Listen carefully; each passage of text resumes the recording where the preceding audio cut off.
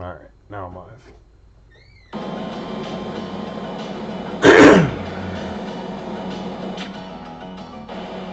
Alright, hopefully this is actually live this time. I gotta set up the fucking chat now.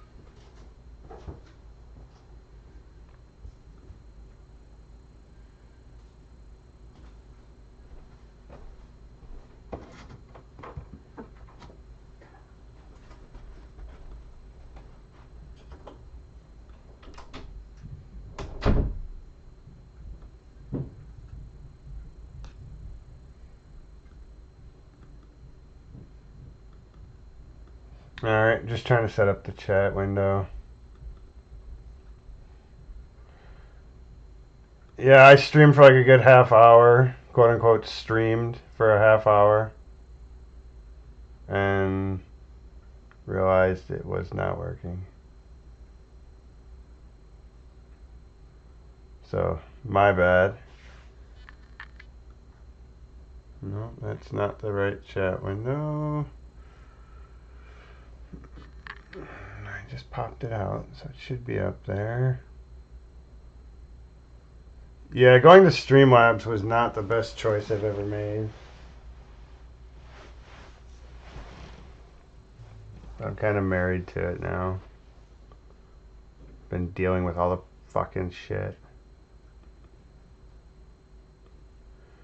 Alright, let's just change this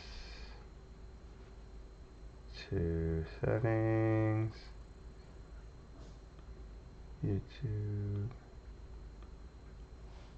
There we go. Alright, so now we should have our chat going.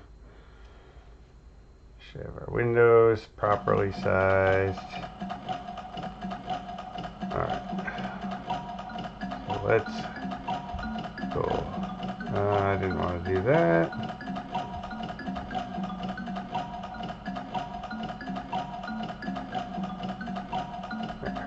Alright. Hopefully we're all up and running. And that was the glitch of the stream. I didn't even need Vaughn or Ben or anybody to come in here and help me fix it.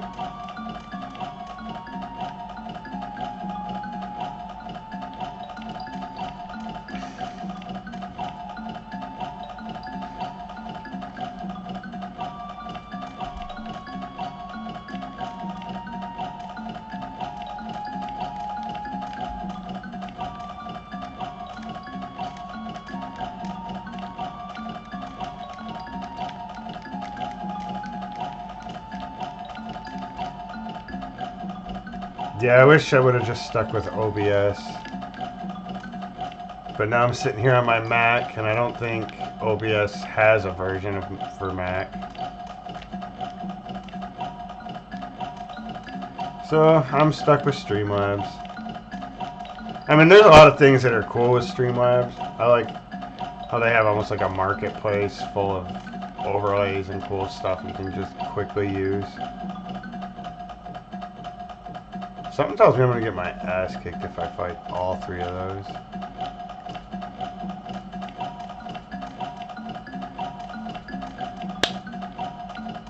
I don't think that's the way to go yet. It seemed a little dangerous.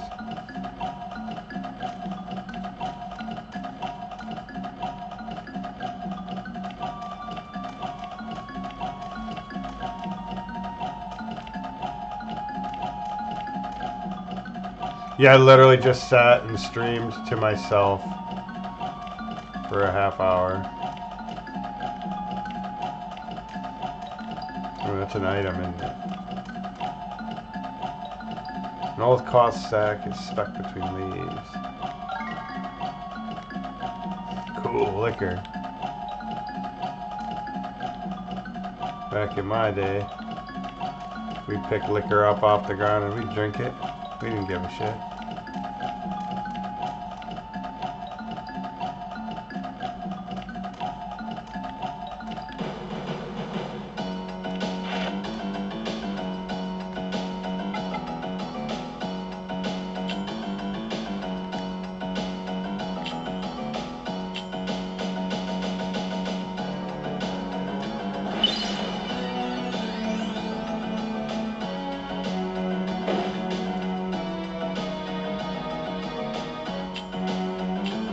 Attack!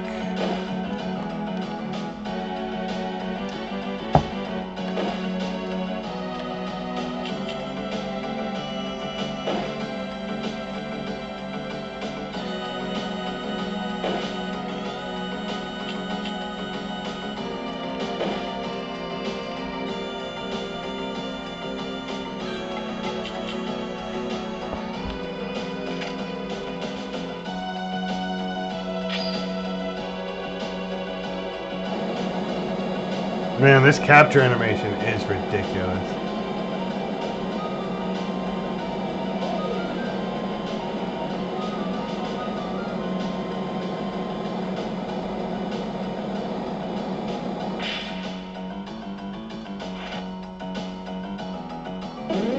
Didn't get him. Well, fuck you then, dude.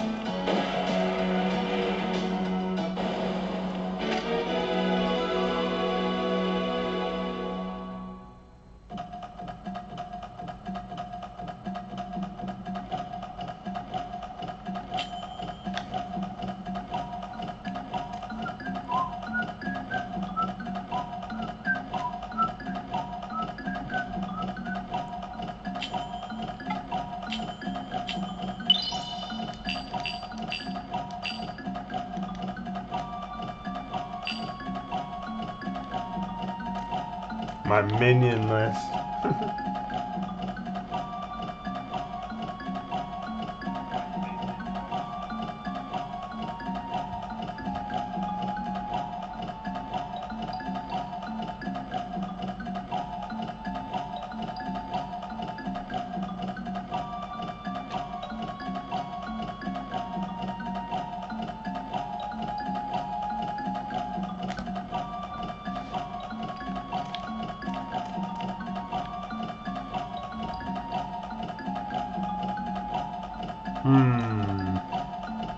I'd probably take two of them.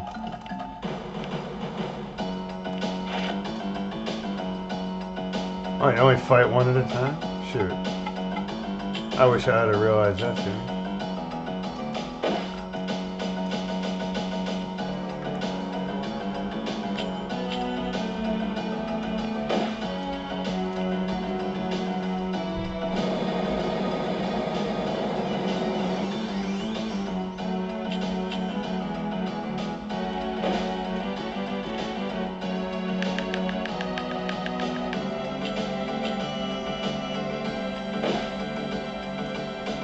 That barely even hurt him.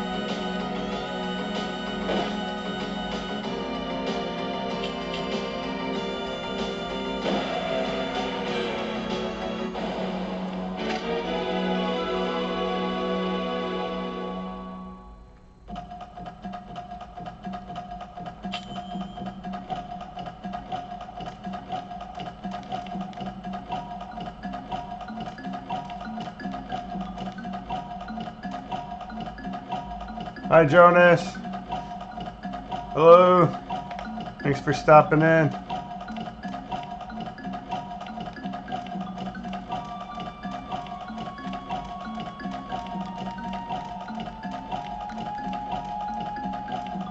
Thanks for the like.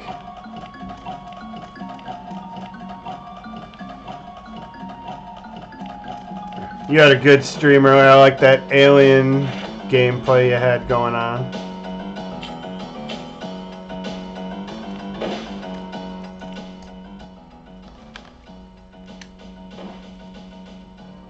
I always like to watch anybody that's got some cool retro games going on, and Jonas definitely had the cool Alien 3 going.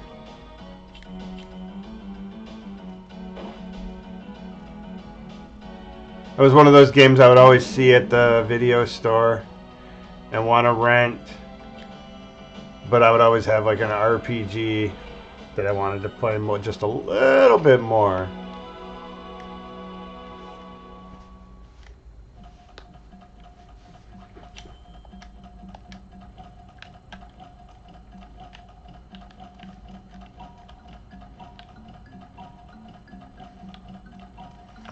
That looks like an item.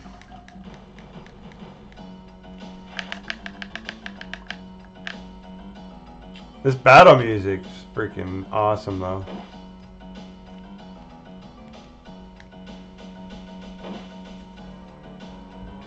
I like how he does that little wind up.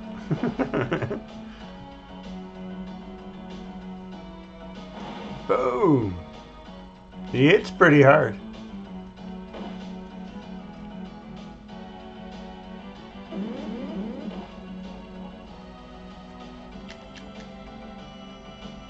Patalchu.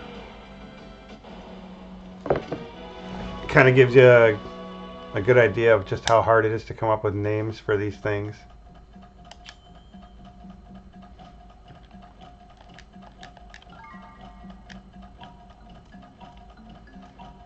Apparently I picked up 2 more of those. I don't remember when.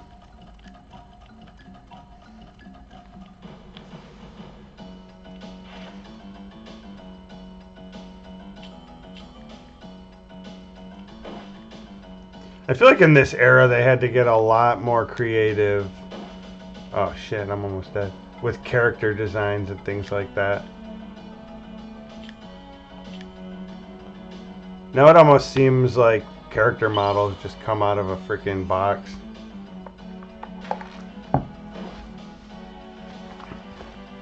It's just like generic tall muscle dude and generic sexy woman model. And that's all you really get in today's games.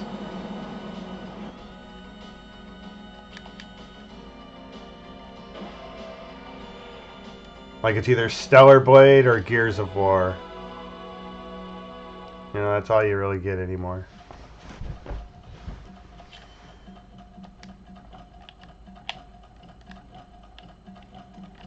That looks interesting.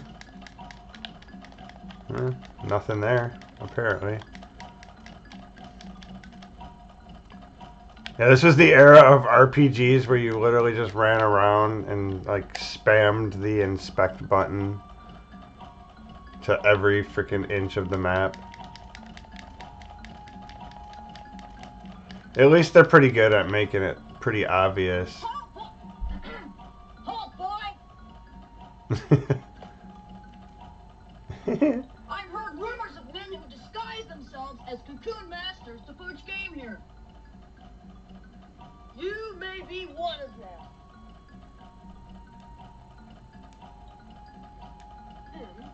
We must find out whether or not you're the real thing.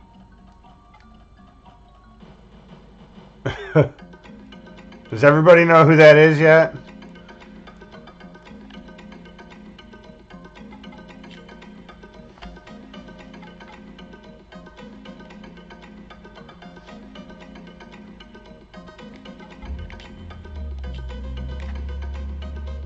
I think that's our friend Lou that busted up our alone time with our girlfriend.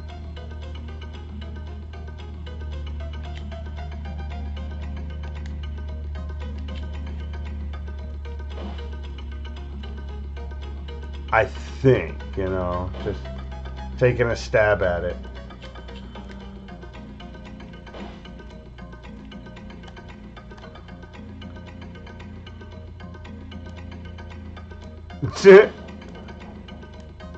That was a funny little dance.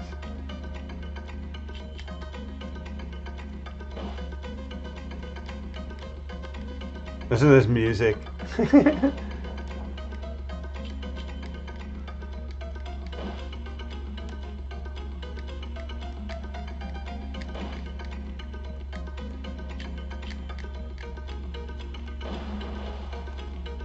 Hey, retro achievement.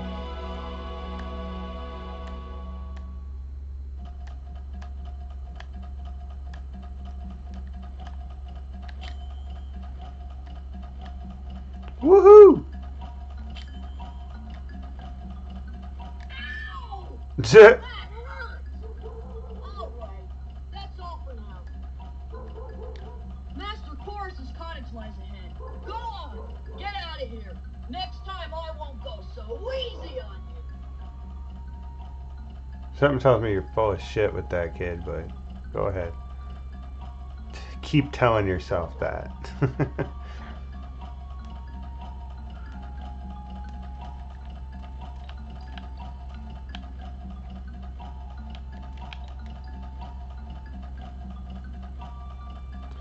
The spear gives off an eerie and moist blue glow. Aquazor. I like that. The sound of that.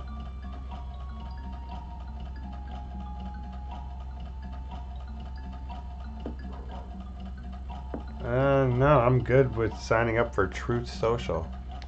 Go fucking try and get some other idiot to sign up for that shit. I'm good.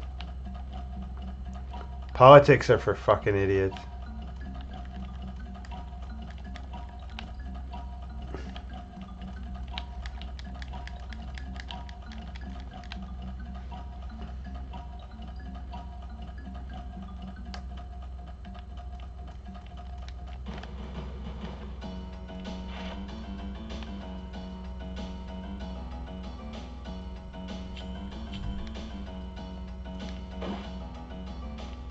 Damn, that's a tough little thing right there.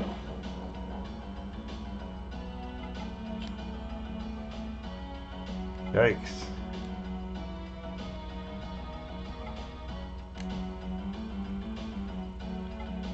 You know what? Didn't they say there's no problem or shame in retreating? That guy's gonna whoop me.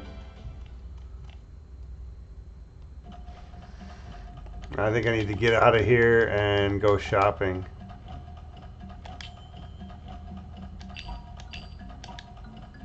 If I'm not mistaken. So let's try this menu out here.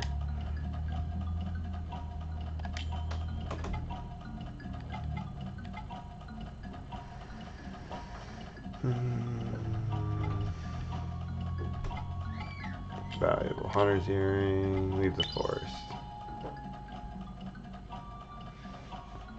At least they make that easy enough. It's not a consumable.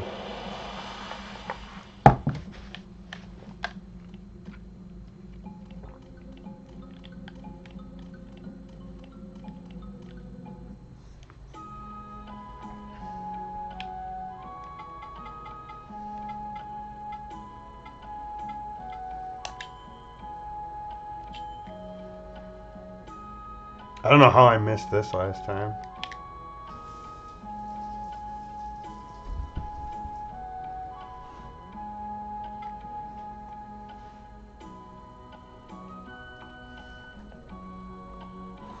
Did Milo Ren come to say hi? Did you come to say hi?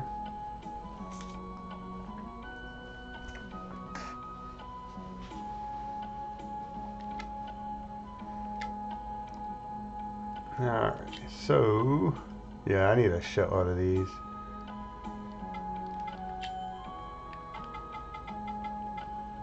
Probably just gonna fill up 10.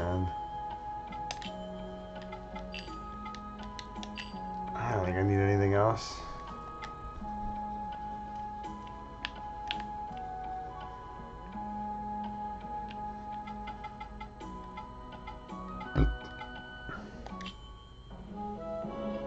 Yeah, I like how there's not a whole shitload of running around. Like once you go someplace, you can fast travel nice and easy.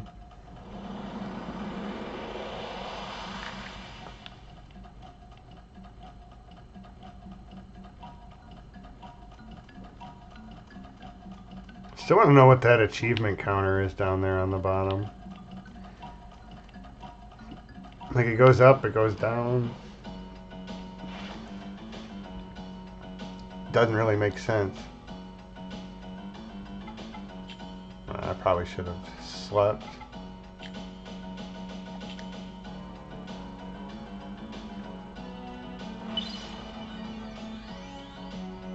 Oh well.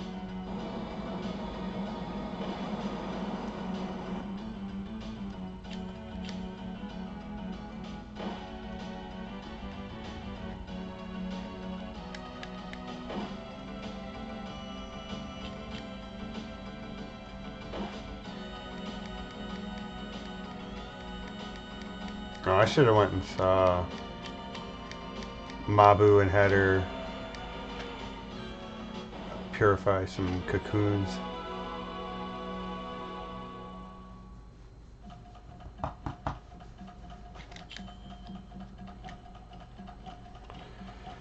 Yeah, I think I'm gonna do that. I should have did that before I came back here. Idiot.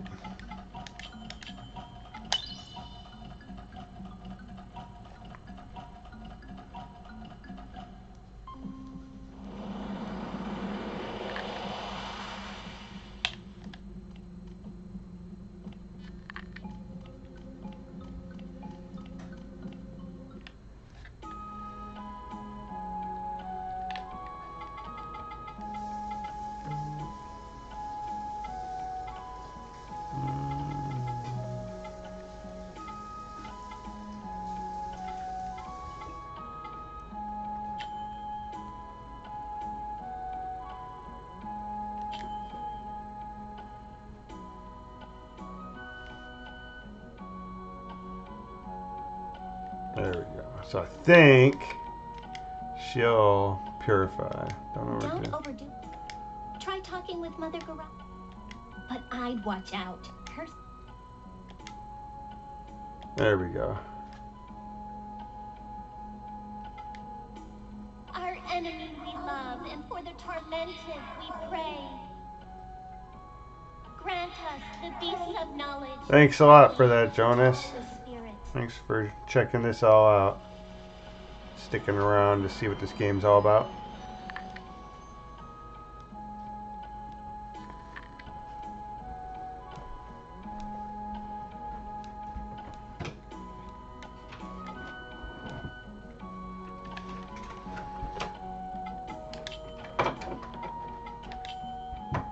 Pick the minion.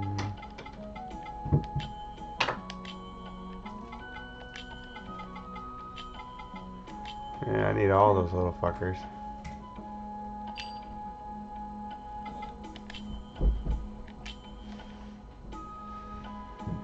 Well, good luck. I'll always be here.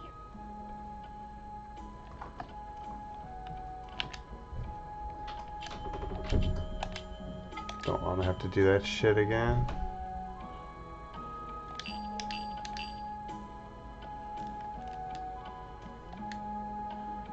Alright.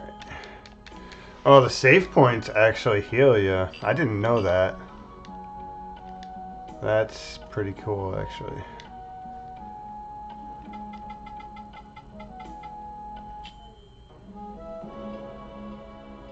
Alright. So now we can finally actually play the damn game.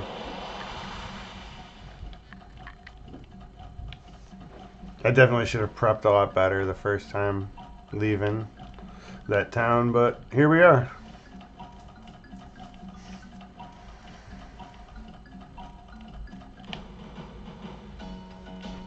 Oh, that looks like a variation.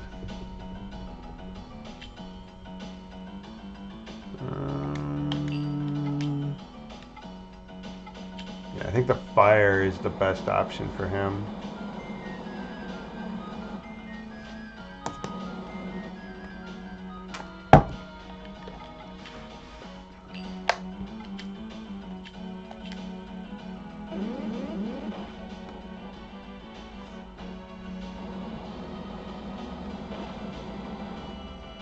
Now we can kind of actually feel like we're playing Pokemon now with some monsters on our team.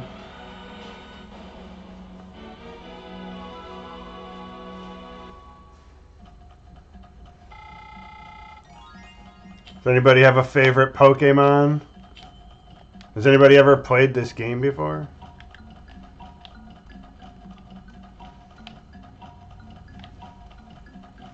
This the first time anybody's seeing it?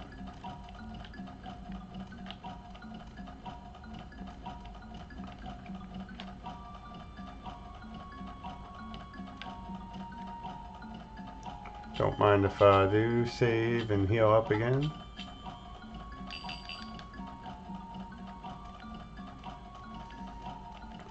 Alright, into the woods. I don't think I've gone that way yet. I know I opened the door, but I don't think I actually went in. Oh yeah, I did. Never mind. I don't think I caught one of these though.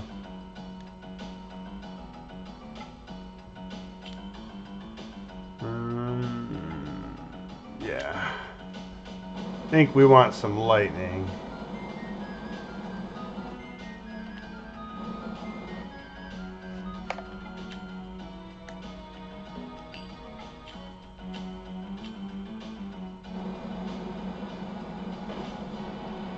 Nope. Looks like lightning is not the weakness for that guy. I would have thought. I guess a regular attack. Good enough. Would I like stun him?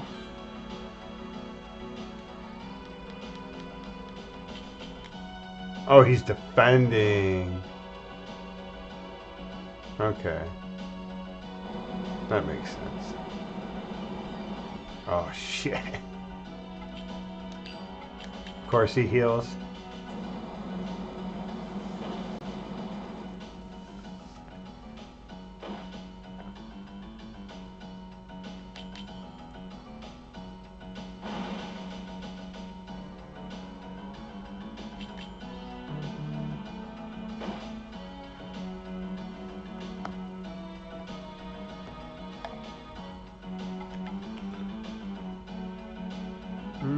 Switch.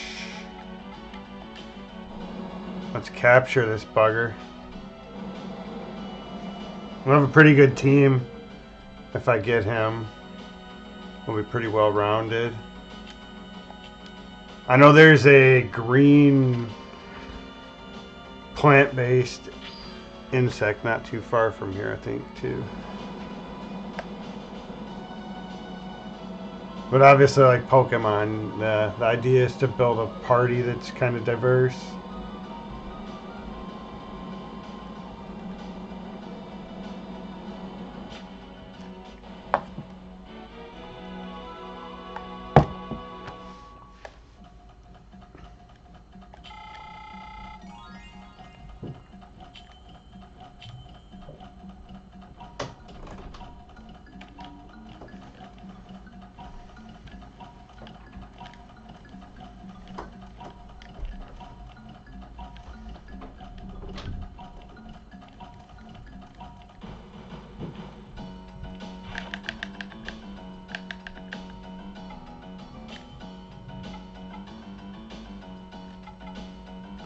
I mean, something tells me the fire. Yeah, I need that green guy.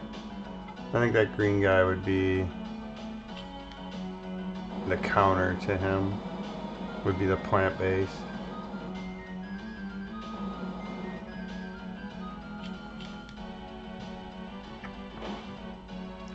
But I couldn't capture him. I was too weak.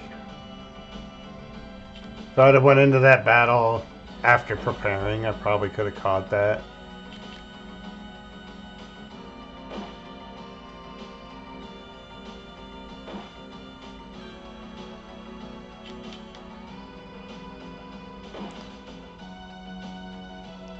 Do you have a favorite game where you collect anything?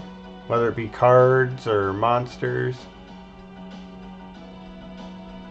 I like Persona. Persona's pretty cool as far as going around and collecting. I like how you kind of merge them together. This game has a little bit of that.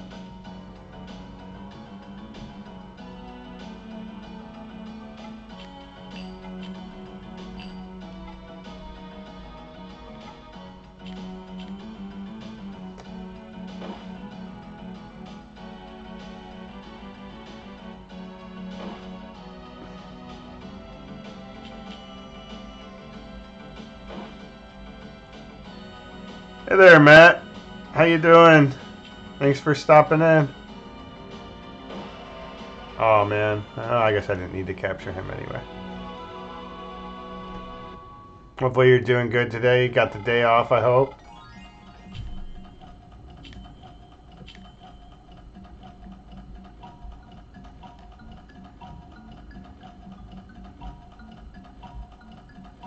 Ha, right on. Thanks. Yeah, I didn't even try to like steal his audience or anything like that, but yeah.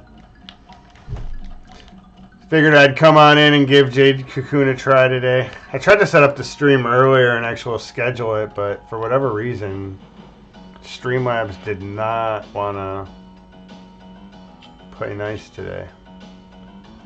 On your iPad, sometimes you watch Ben on your phone. Right on. Yeah, I try to get multiple devices, especially when I'm at work, so I can at least have somebody that I'm kind of supporting. And then a chat that I'll pay attention to mostly. Because that's the worst part about mobile is you can't do multi-streams very easy.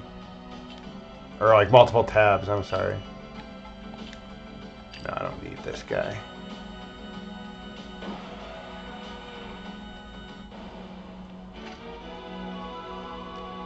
Yeah, it's like Final Fantasy and Pokemon had a little kid together. That's probably how I would explain this.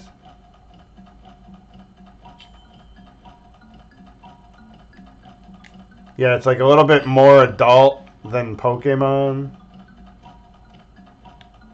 But, you know, not Gears of War, Call of Duty levels of violence or anything like that. It gets a little dark. I like these RPGs that like people haven't really like Final Fantasy. Everybody's seen and watched a Final Fantasy game get played, but Jade Cocoon, I don't know. I think there's a lot of people that have never even heard this game even existed. It's got the Resident Evil tank controls. Oh, Parasite Eve, yeah. I'll probably end up playing that on stream eventually. I've got Parasite Eve 3 from, or Third Birthday, I think is what it's called, on PSP. I've been kind of holding off on that one.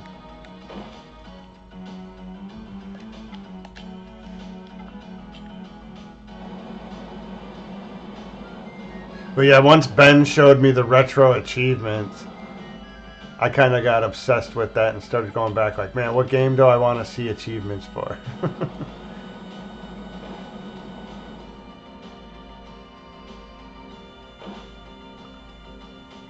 That's probably the coolest thing that I've seen all year, is that there's achievements for classic games and emulators now. Well, at least retro art.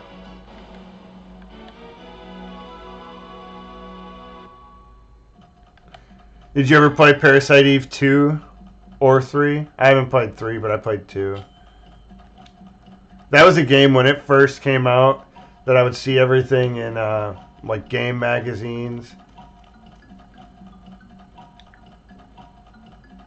And like on day one, I was there picking that up. That's what I miss the most, kind of, like being a kid. Is I would actually walk to like Funko Land before it was GameStop. Oh, you only played the first one? Yeah, that would be sick if they could get a revitalization of that franchise. Yeah, statue of strange personal space. Now it's 3 picked up. Yeah, I'd be all for that. I love the combat in that. There's just something about like that Fallout, you know, slowly picking apart an enemy by like choosing where you hit it and things like that.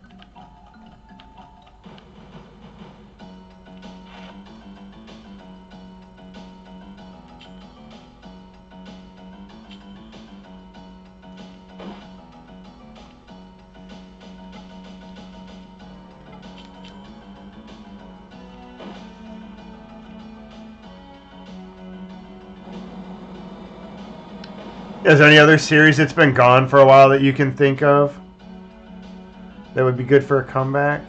One of your favorite metal bands, Bring Me the Horizon, actually has a song named after Really? Really? That's cool.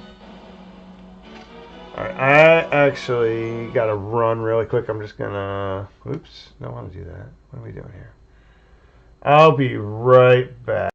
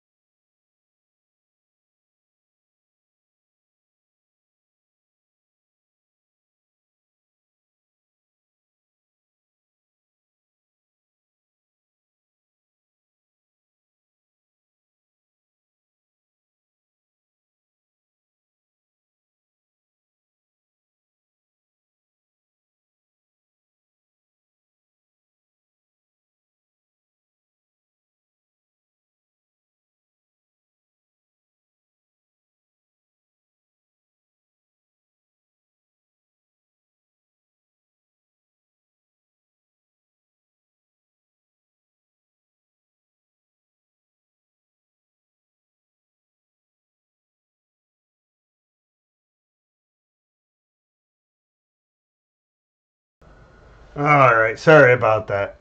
Okay. Gotcha. What your favorite metal band? Oh, okay, didn't miss anything. Okay.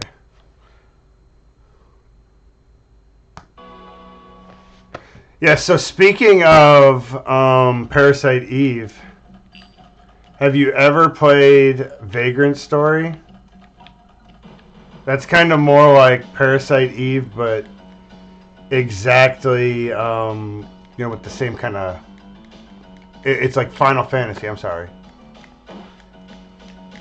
Instead of like being like in a modern day story like Parasite Eve is, it's in like a fantasy setting, just like Final Fantasy, but it's kind of got that same combat structure.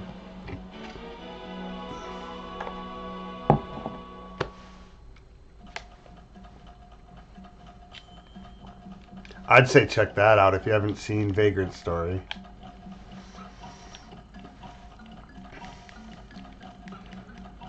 Yeah, Bring Me the Horizon's pretty sick.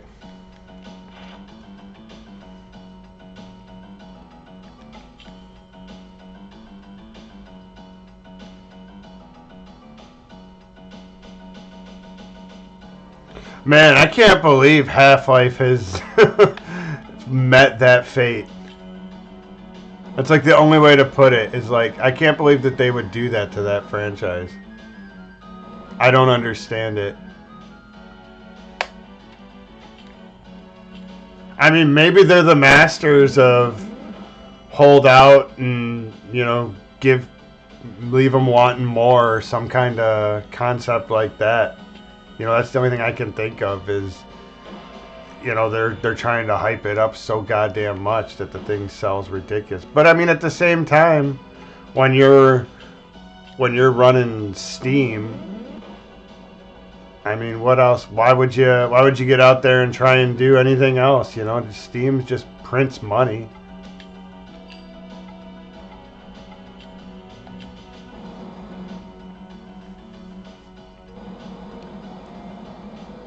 You know, I think what it is with Half-Life is it's like, where do you go? I don't even know that it's the story that they're struggling with. They probably have the story. The story's probably been written a freaking 1,000 times at this point and rewritten. But I think the biggest problem is, how do you make the gameplay surprise everybody like, you know, Half-Life 1 and 2 did? And I think that's what they're coming up with a problem. You know, maybe that's just my uninformed opinion. But I feel like that's what it is. You know, it's like, how do you innovate like that? And to be fair, it almost seems like it might just give us more Half-Life 2 and everybody would want that. But, you know, from an artistic standpoint, you really want to make the same thing again and again. So I get all of that.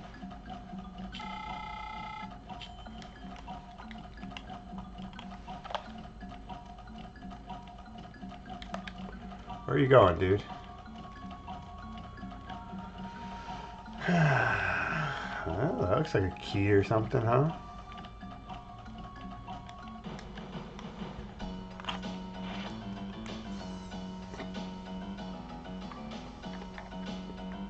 Know what I'd like to see come back? Classic Final Fantasy. Like, Final Fantasy 16 is not a bad game, but it's an absolutely horrible Final Fantasy game. It's a good Devil May Cry game, but it's an awful Final Fantasy. I was almost offended by Final Fantasy 15.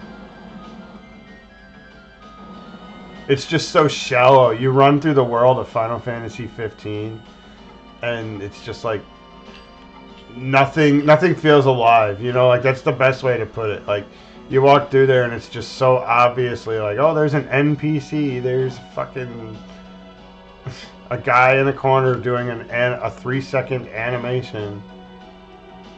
I don't know. I don't know what I'm expecting from Final Fantasy 16, but I was definitely not expecting that bullshit. Yeah, I like the older turn-based games and the newer RPG. Yeah, I mean, I like a good action RPG as much as the next person. But there's something about a turn-based, you know, you got to think about what's my next move going to be. And it's not just all about dodging the attacks and being unhittable. You know, like, I don't know. There's something about I take a turn, you take a turn that, like, turns a lot of people off, but I honestly like it. You know, like chess and checkers. Has anybody ever complained that chess and checkers is turn-based? I don't fucking think I've ever heard of it. And it's like, why does nobody complain? Because it's just good, and you don't worry about it.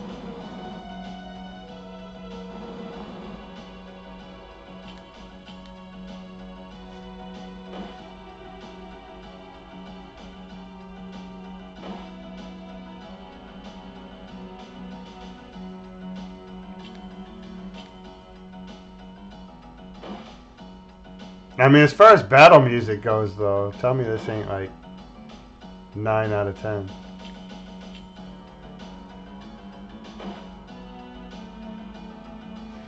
All right on, Matt. Thanks for stopping in. You have a great one, man. Thank you. Absolutely appreciate it.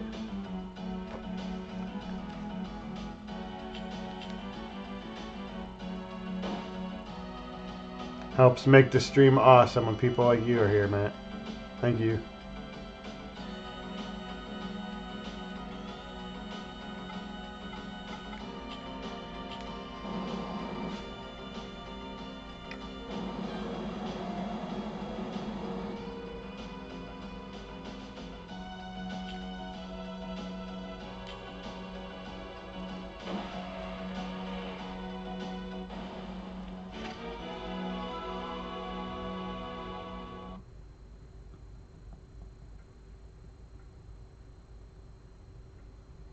Sorry, I'm just changing something. This emulator is stupid when the window moves. There's my chat. There's my right there. There we go.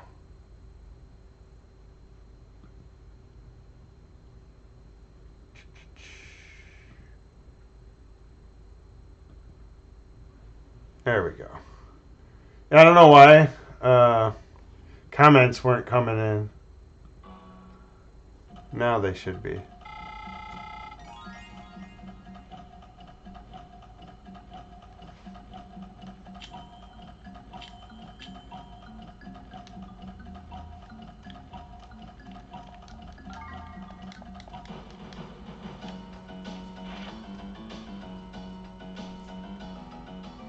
Man, 2 of these guys each time. That's not fair.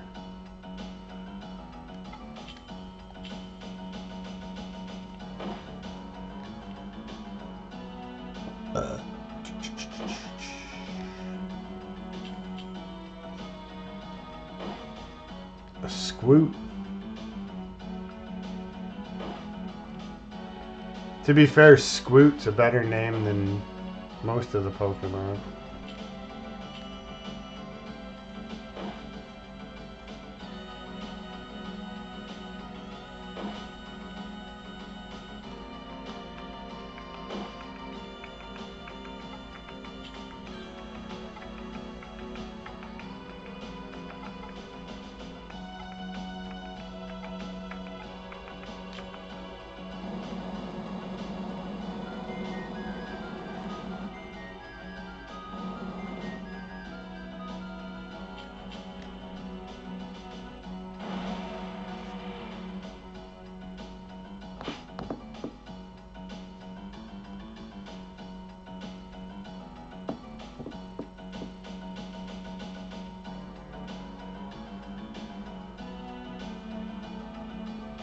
Ah, see, yeah, it does pop up. There it is.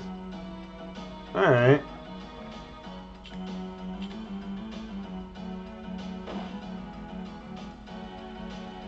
We have chat on screen.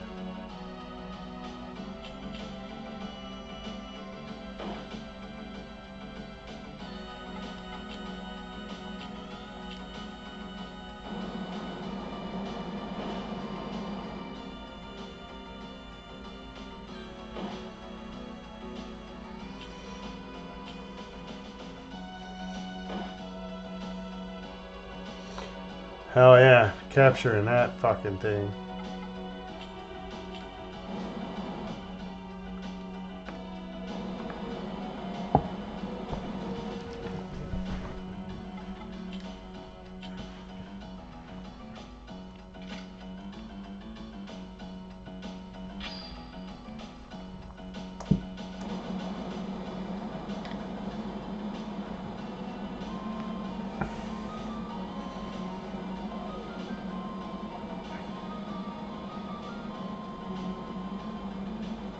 Got him.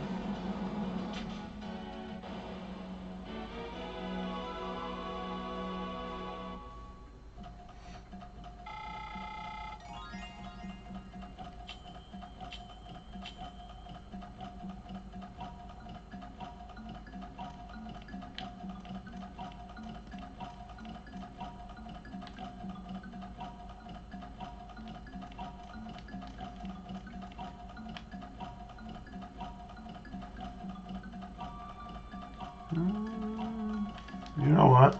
I should heal before I go die. Yeah, good idea.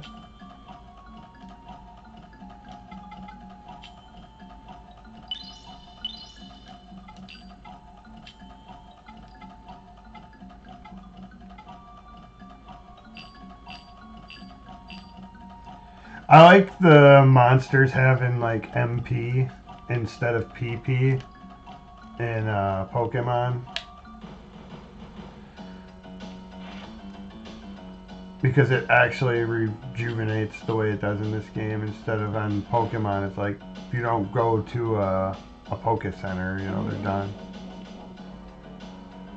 I guess you can actually, now that I think about it.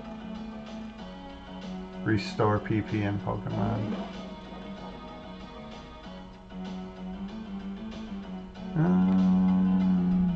Man, that thing just ate me up.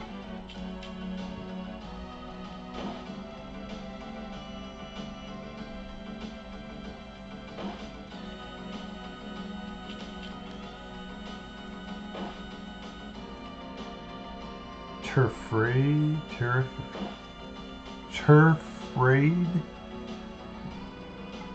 Is that what the name of that monster is?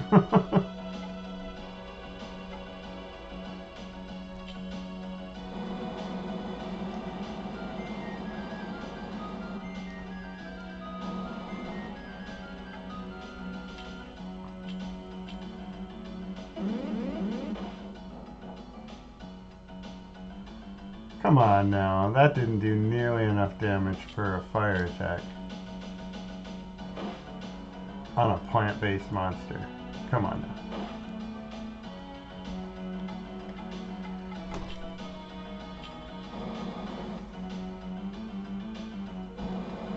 We should be able to capture him this time though.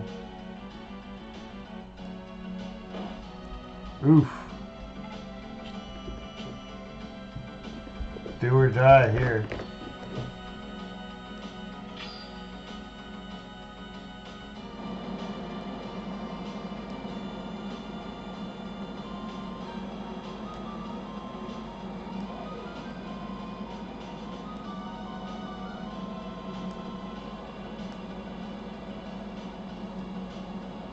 Oh no, I'm dead.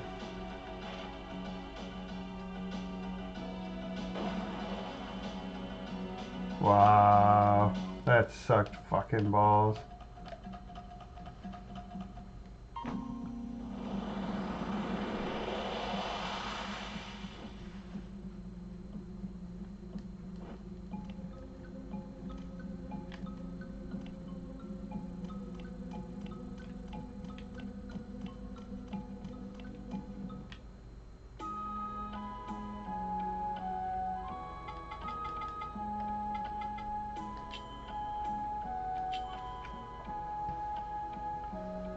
Well, oh, you know what? I forgot. I got that freaking weapon I should have been using this whole time.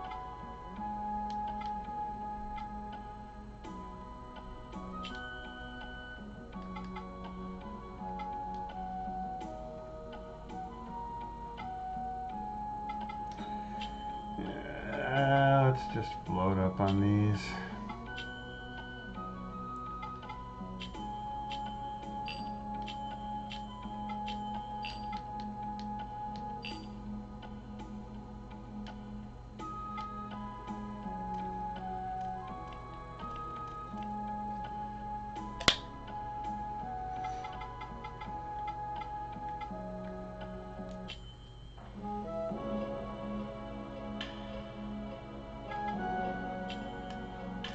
Alright, well, let's try this again.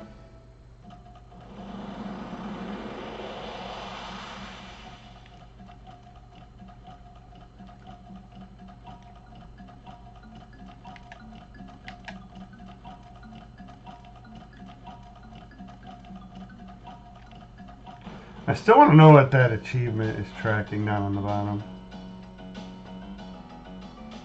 Wait a minute, what?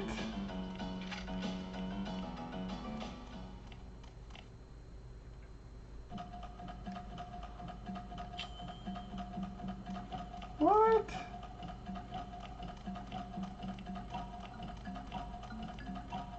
Well, I figured I would have healed, but I guess I didn't. Where's that save point?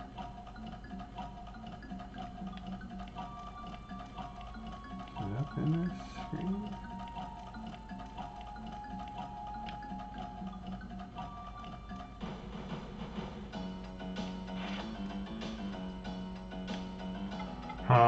I could have swore that save point was right here, but I guess not.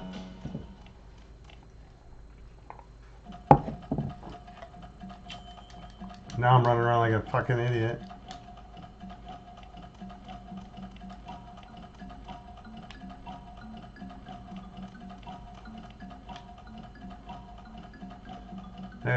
is. Man, I knew it was around here somewhere.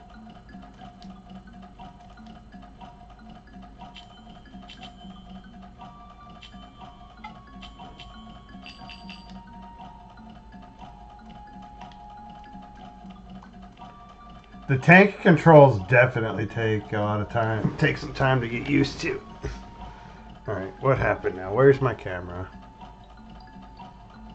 Why does it look like my camera's gone now?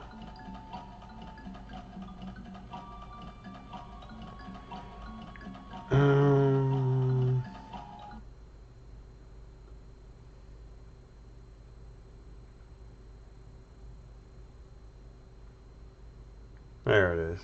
Jeez. Technical difficulties today, people. That's okay. We're gonna make it through it anyway.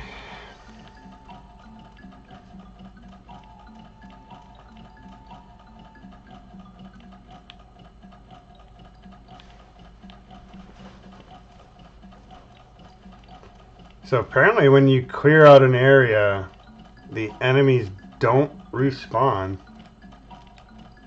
Or do they?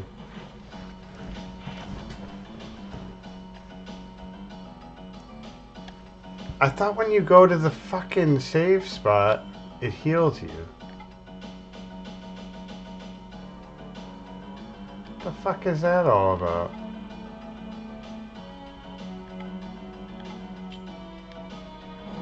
Apparently not.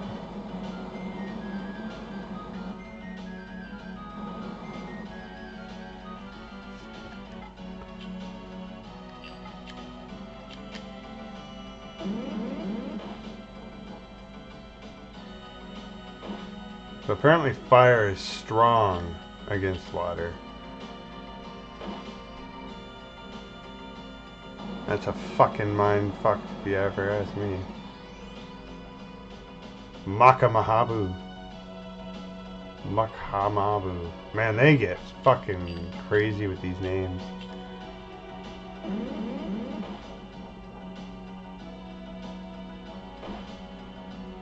Makambu.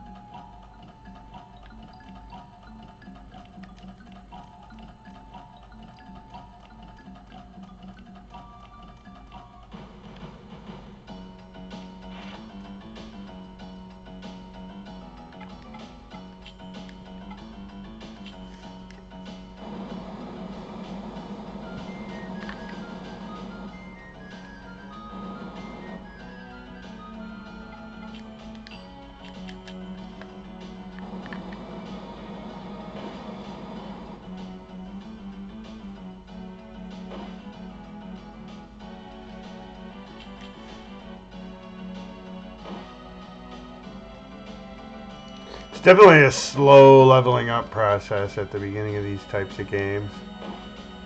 When you've got multiple characters that can only fight one at a time.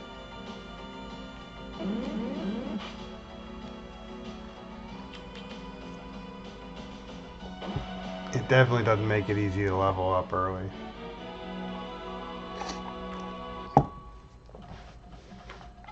I feel like that was just part of the balancing of the games back then, though.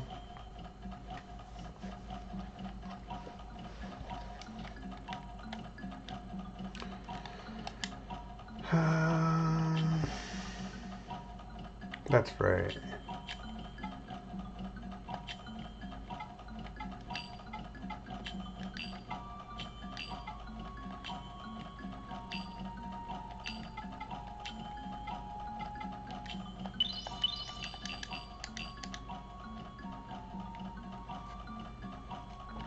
Alright.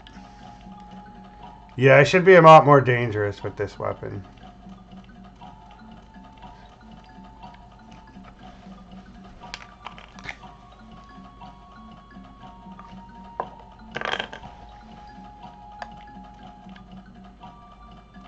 He's like, come on, chase me, chase me.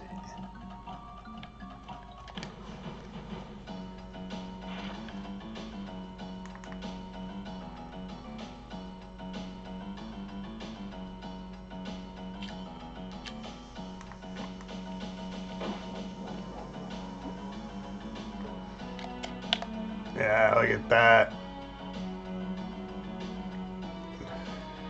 Just put a world of hurt on him with one shot.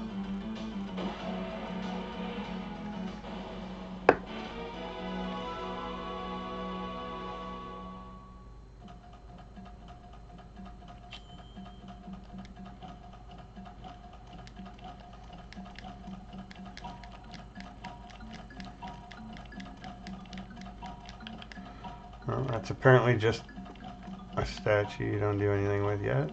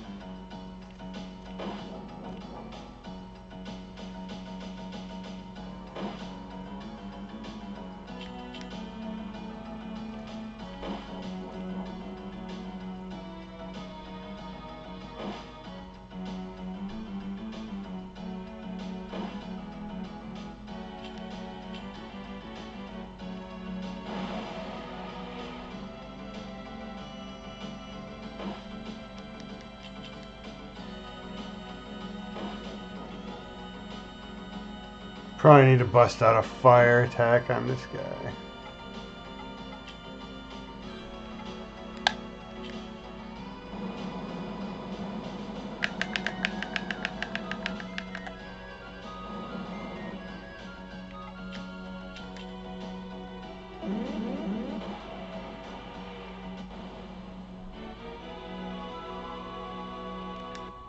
That was it.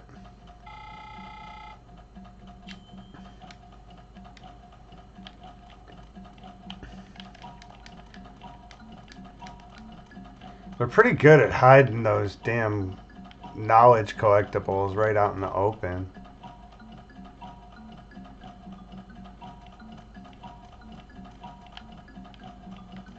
Like, I've ran past them more than once. Huh? You know, normally when you wander upon a save point in a game like this, that's a telltale sign. Shit's about to go down.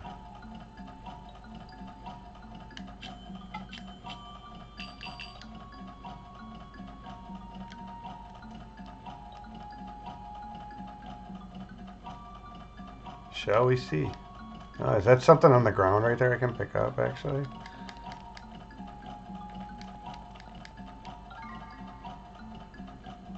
Beetle warp. Oh, I like this.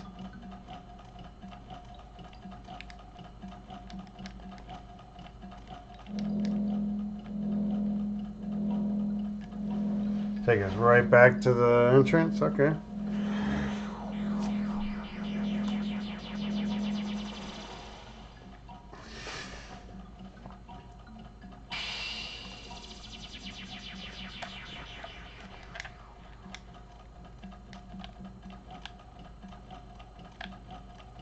It's like, why don't they just make the save points travel spots? There's just gonna be a save point right next to one. I mean, I get it. This looks cool. I like it. I'm not mad.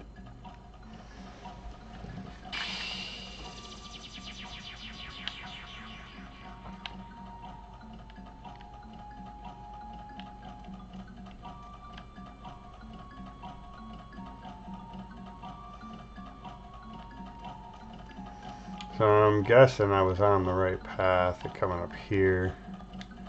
It's probably the way to go.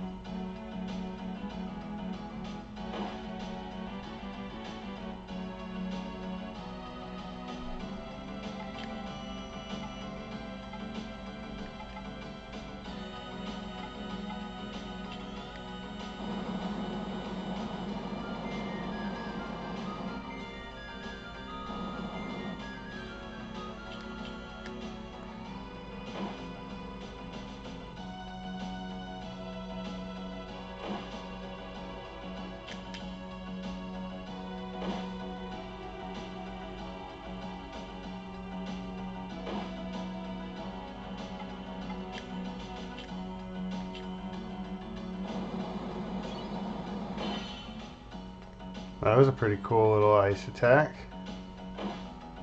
Oof.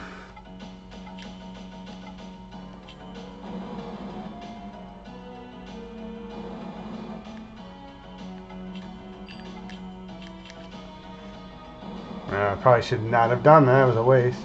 Well, believe it or not, that actually did more damage than I expected.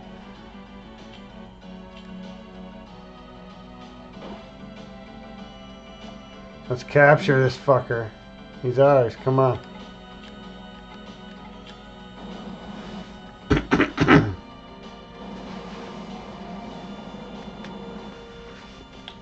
Capture, capture, capture. Come on, capture him. Fingers crossed.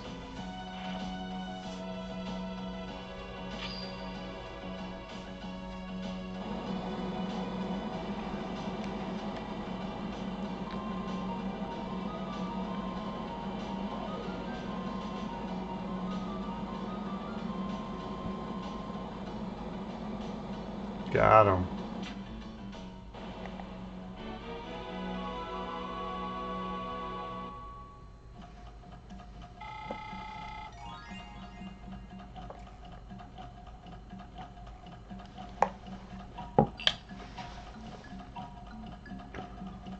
Hey, we ranked up.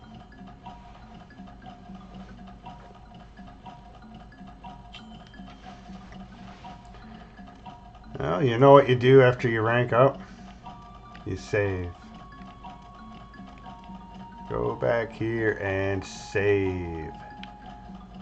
Save, save, save. I'm too casual with the modern games, auto-saving all the time. I never save enough in a game like this. And it almost didn't want to let me save right there. I don't know why.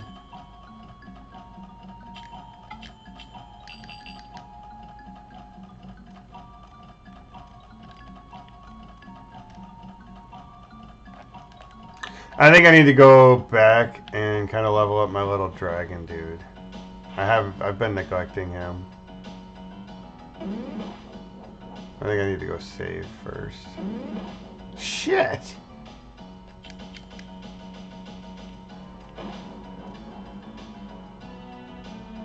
Damn, I probably should not have done that.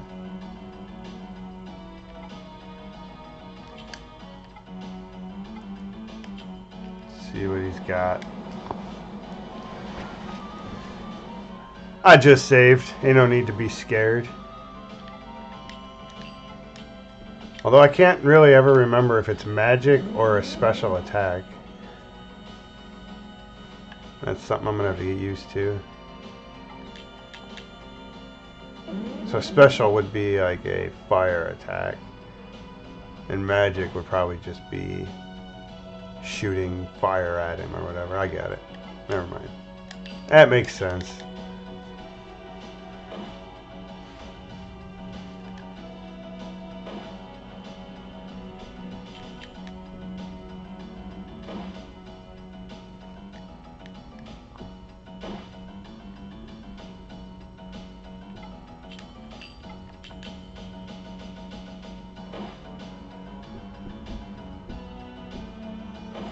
I don't like how it's not exactly apparent if I've caught one of these or not yet.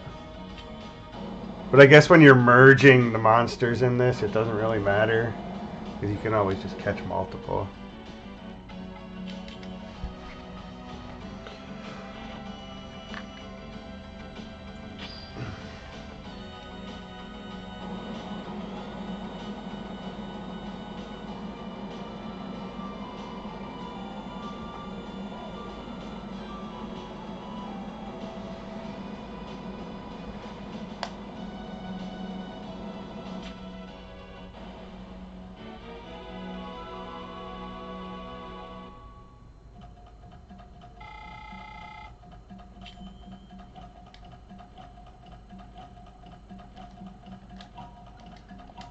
Guess we're going back to the village. Yep. Because now I can just warp right back here. So we did all that good work.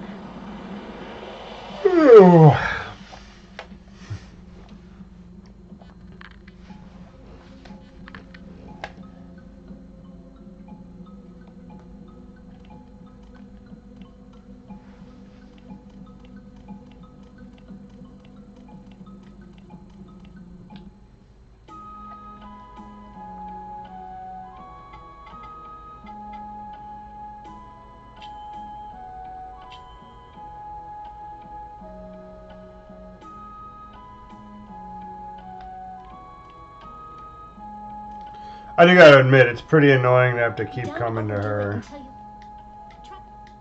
But I'd watch out. Her stories can be long and boring.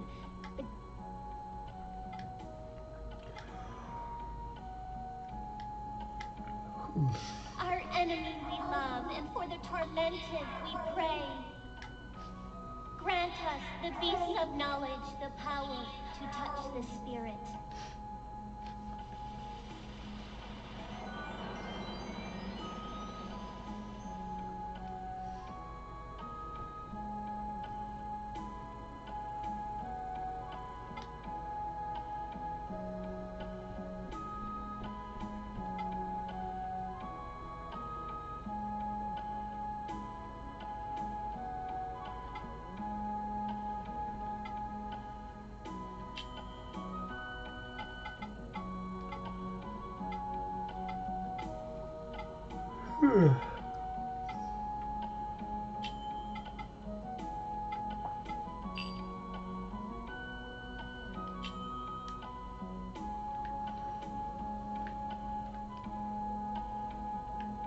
That's pretty cool.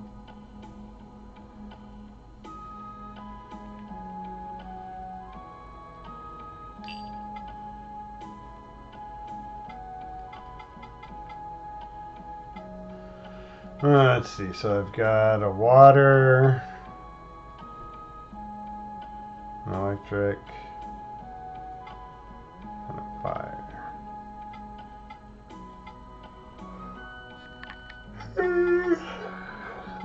Instead of that, I think we'll go with no.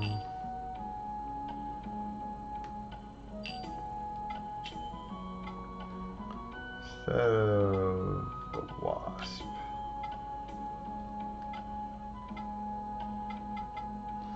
We'll go with the water, I think. No, this guy.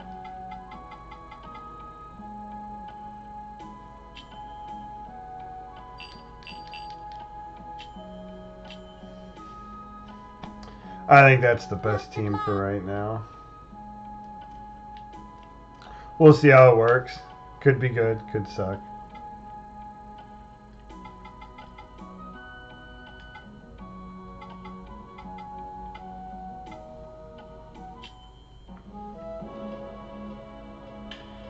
Head off back into the beetle forest. It'd be nice if you could go back to where that teleporter was.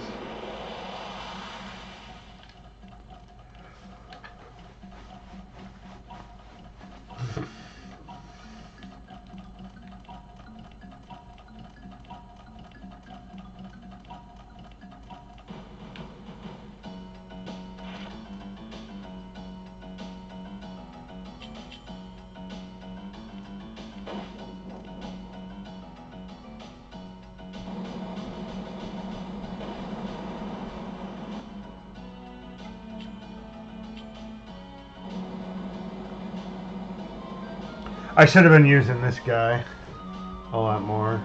I don't know why I wasn't. This is gonna be my main for a while, and I just neglected him like a freaking idiot.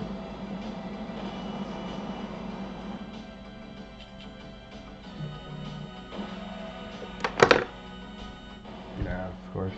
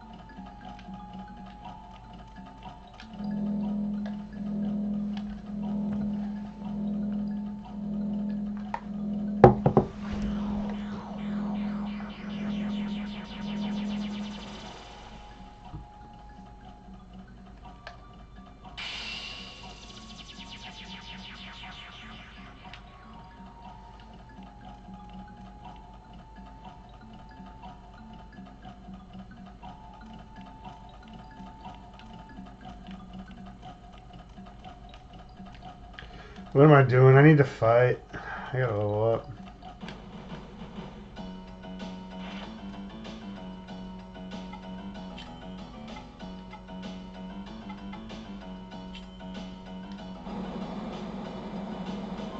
I picked the wrong one to show up with fire. I wasn't paying attention to what I was fighting.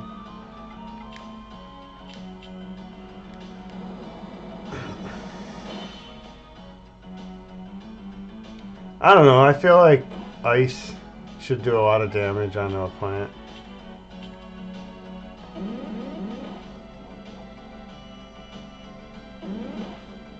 Oof.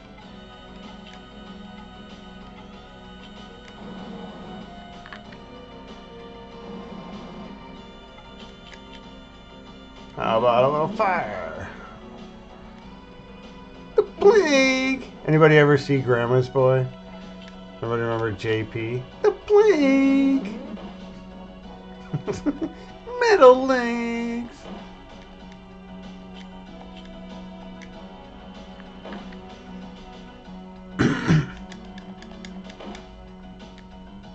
Man, these things are no joke. Even with fire, it's been kicking my ass.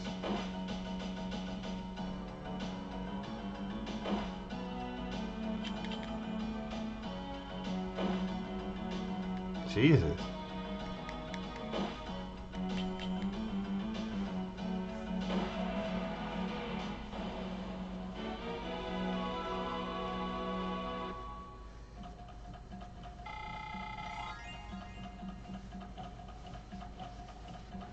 And see, why did only one of those guys get experience? That kind of sucks.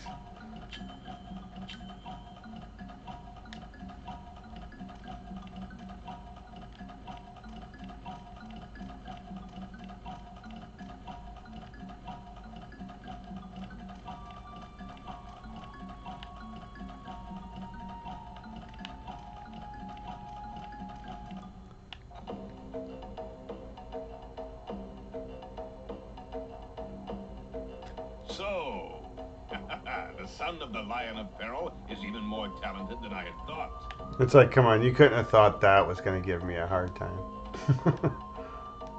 I mean, I did die once. I looked up the Calabash herb in my books, but in the end, I found nothing.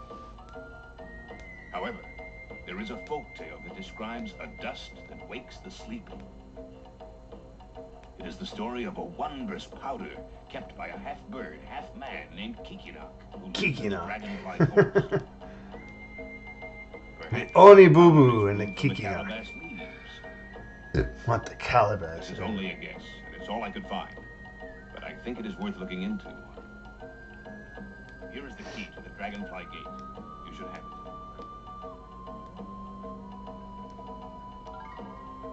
I feel like I should have had to fight a boss for that at least, huh?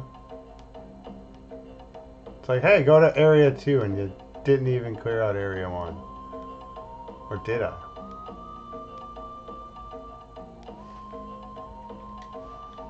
You'd better head straight back to the village and consult with Garai. You must do your best before it is too late. I feel like I should get everybody to like level 5 before I go after The divine the spirit defies the Great Father and throws off his shackles. He is now bound to the chains of freedom. Dragonfly Gate. The Birdman.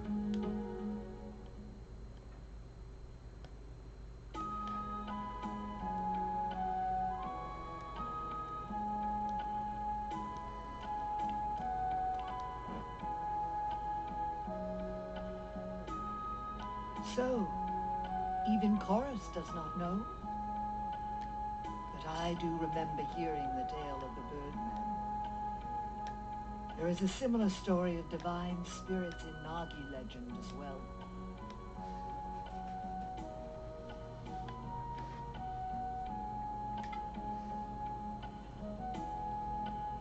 I mean, let's hear it. Elrum released his minions, the divine spirits, unto peril. He spake, "Thou shalt not become what presides over life." Spake. And so they spent days bringing life to the forest and giving names unto themselves. And then one day, a spirit made up its mind to create a beast in its own image. Elrum warned, "That creature is the beast of knowledge, and it will someday bring temptation upon you. Thou shalt not associate with it."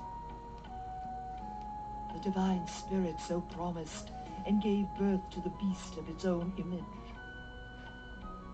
Such was the birth of man, the beast of knowledge, as told by the prophet Gi. As the sands of time flowed on, the beasts bore children, and so continued to multiply. Soon a fateful day came to the forest.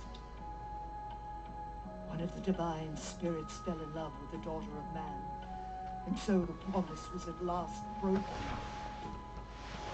Elrum punished the divine spirit for its sin by transforming it into a beast. Descendants of that divine spirit dwell still in the forest, and sometimes they reveal themselves to us. The Birdman, Kikinok, as mentioned in the folk tales of peril, might be referring to this spirit.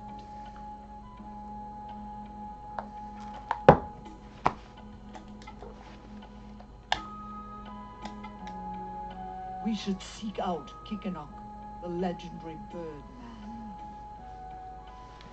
Enter the Dragonfly Forest, but be warned, an average cocoon master is no match for the denizens within. And be sure to ask the old gravekeeper about the legends.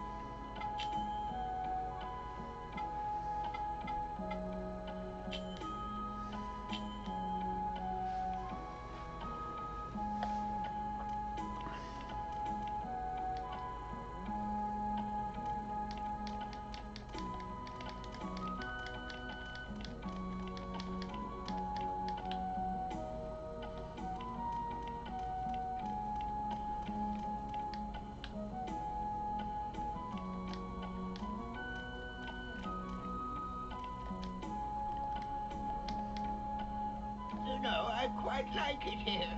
I wonder if you understand. I have a fine view of the forest. I love the forest. That is why I like it here. Oh my, I almost forgot about the frolicking children. Their smiles are important too.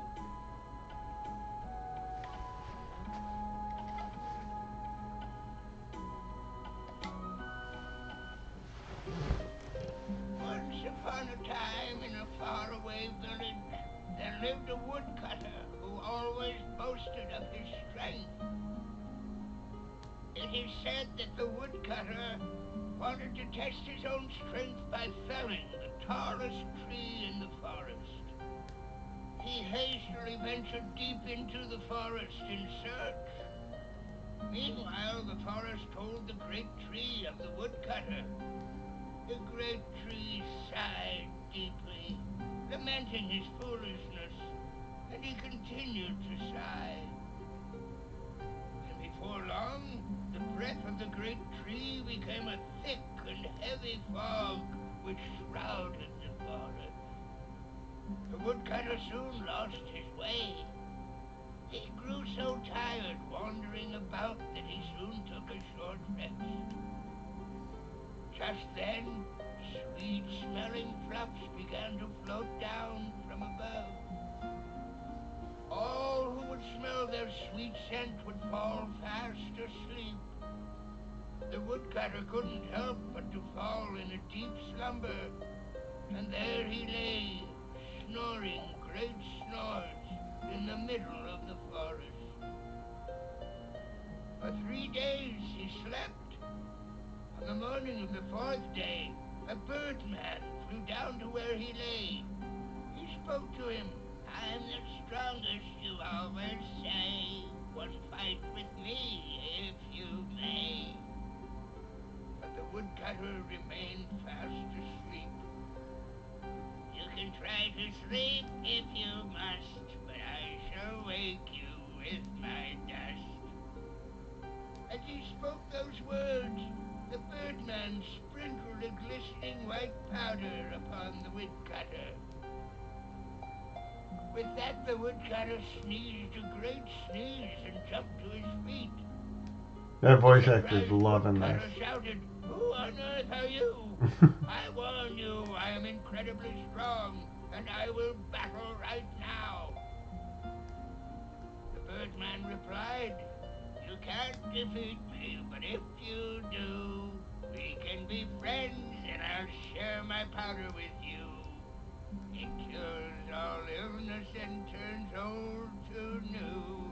I got it from the forest people called the Yamu."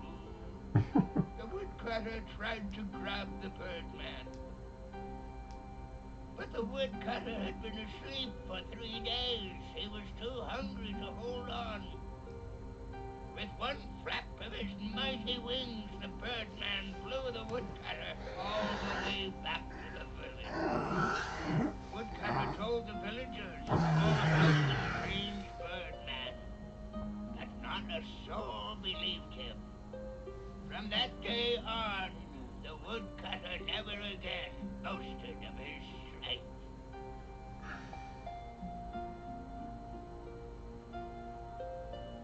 That was an interesting little tale. Understand? The divine tree of the forest is an incarnation of Elrum. You must never think of harming it. It is always watching over us. There are many other tales with the birdman. It seems they all say that he hates fire. Perhaps he was barbecued in a previous life.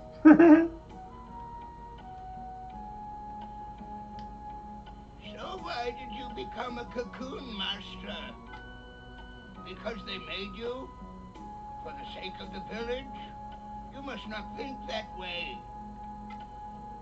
Many years ago, the children of the village used to come to hear my stories. You were one of them. You always played the flute, even when you were a little boy.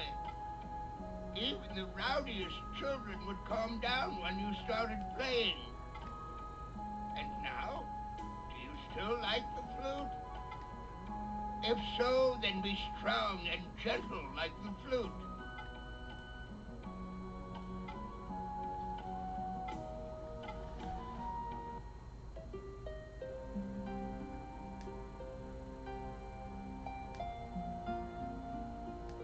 This is a tale of the kingdom of Gehenna Pali that stretched across these lands long ago. Once upon a time, Prince Menek, son of King Karis, set out with his vassals to hunt in the forest. But in the forest they were enveloped by a thick fog, and the prince lost his way. Wandering aimlessly about, he happened upon a marsh from which grew an enormous tree. Thereupon he heard the sound of sobbing, but he knew not from where. He found a maiden sitting all alone. She was weeping by the marsh.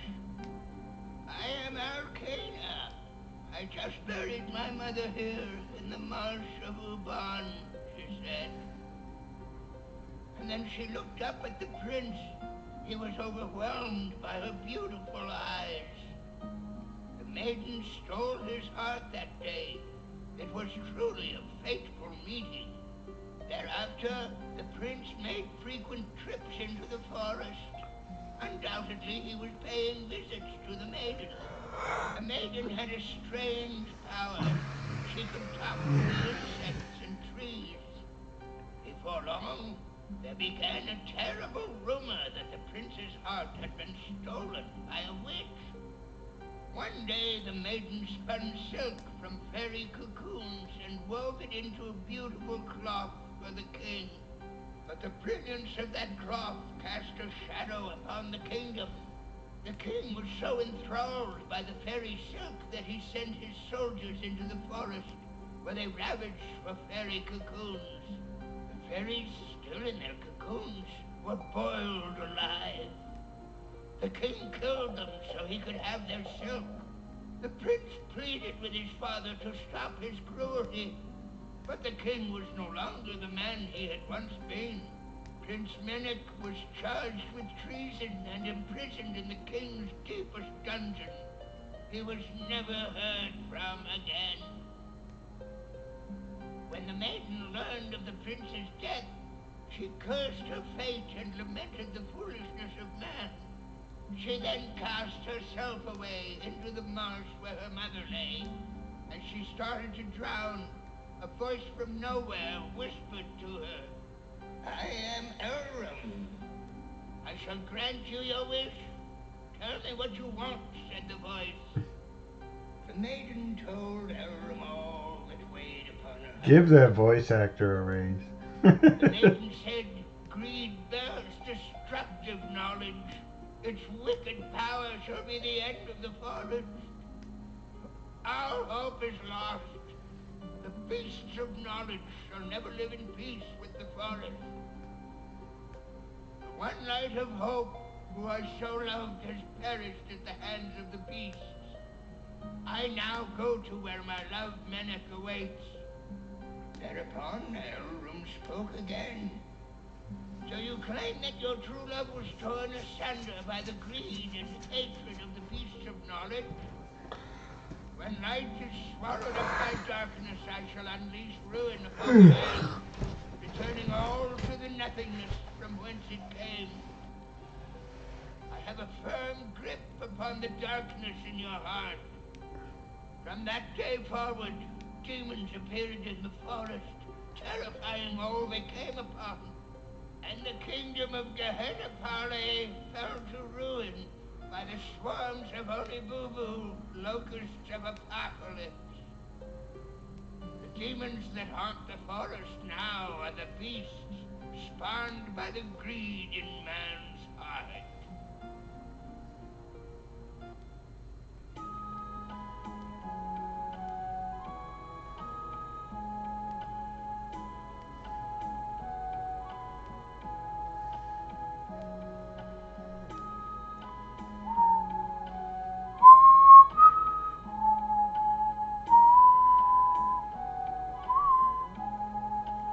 Alright. That's it.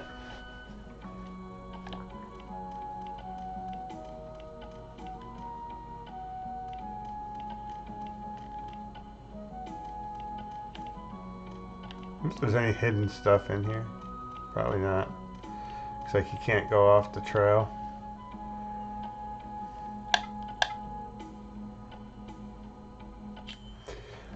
I'm gonna kind of grind it out a little bit here.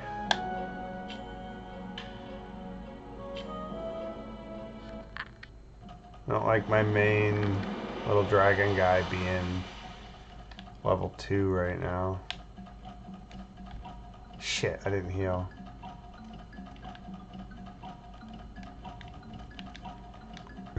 Classic games and they're never healing you.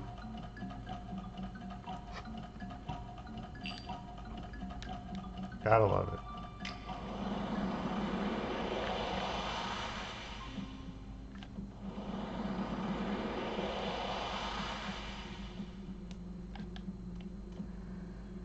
It's weird. It's almost like some save points do heal you, and some don't. No, this one didn't.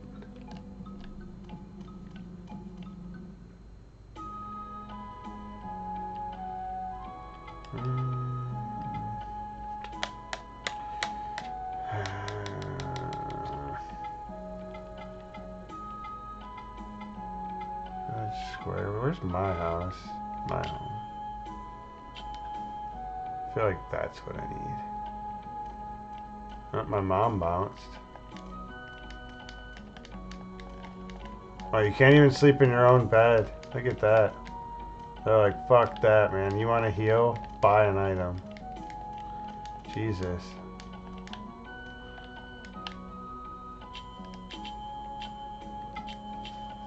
Yeah, fuck. They are not very liberal with the healing.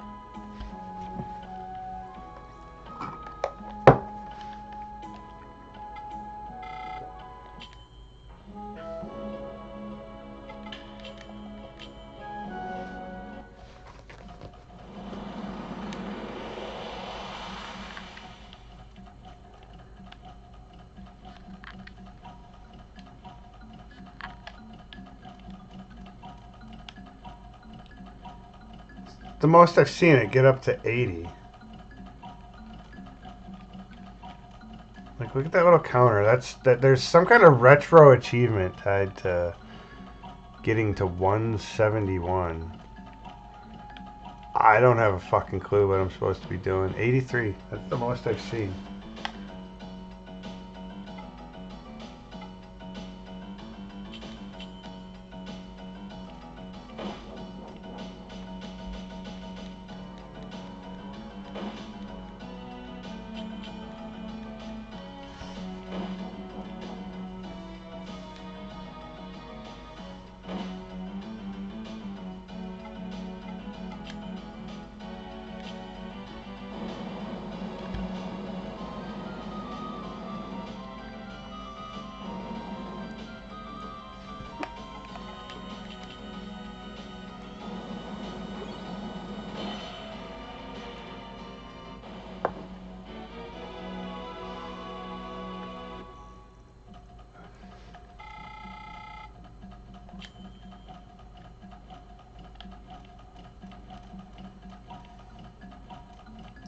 Man, they are so fucking stingy with the experience.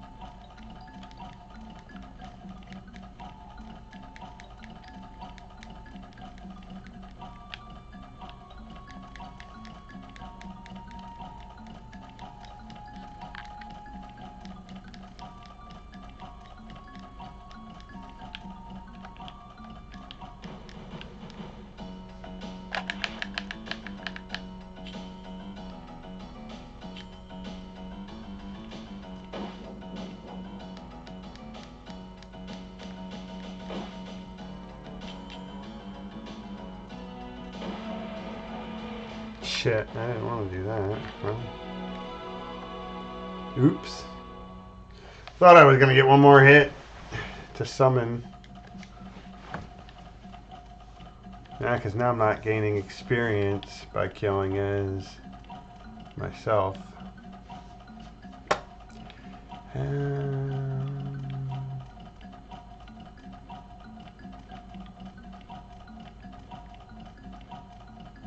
Oni Boo Boo.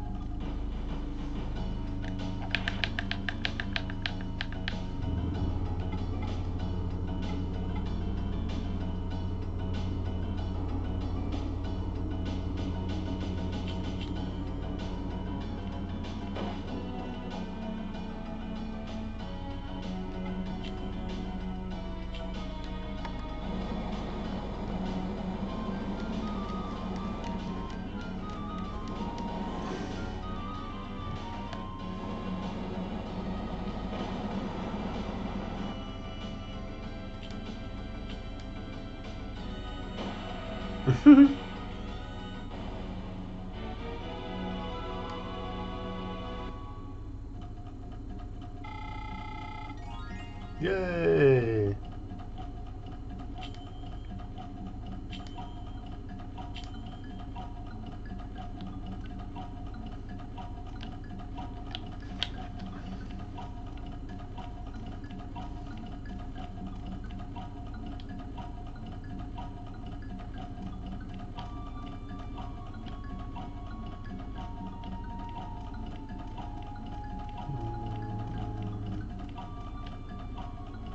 I think I actually want to go fight this guy again.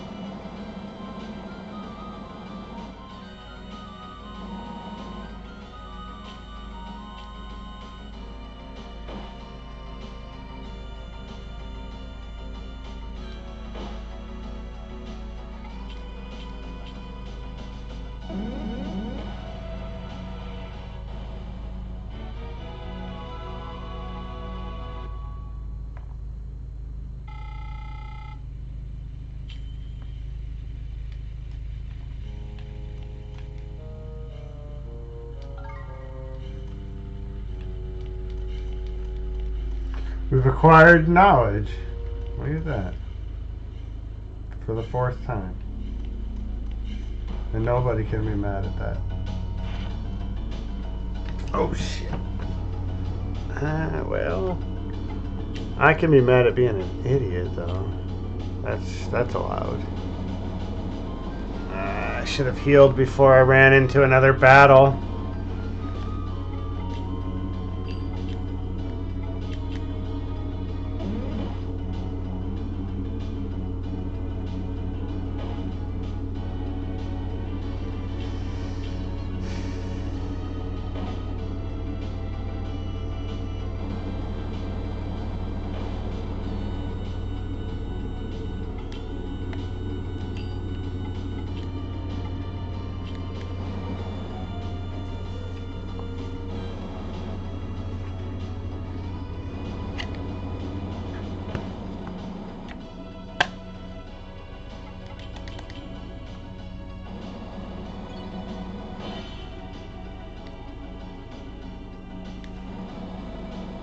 Dang, for a magic spell that was his weak element, that didn't do anything.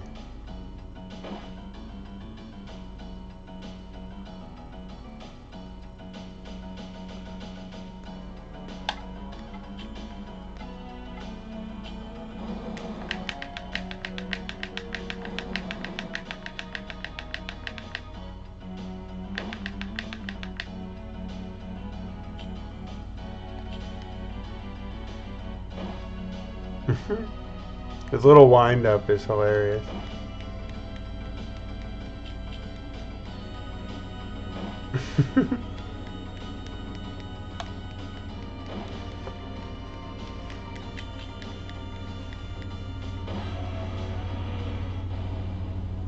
Ah, shit, I should have captured him. That was stupid.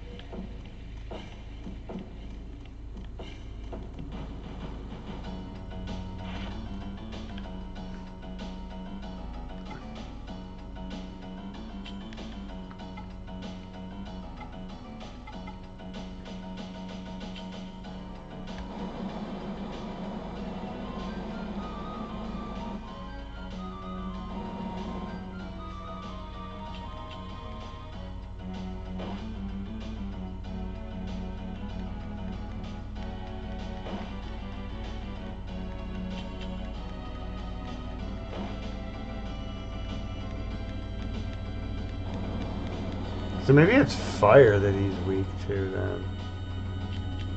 I don't know that they ever really explain the elemental weaknesses in this. But now that I'm looking at the little,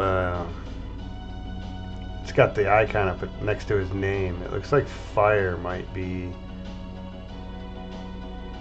strong and that grass might be weak.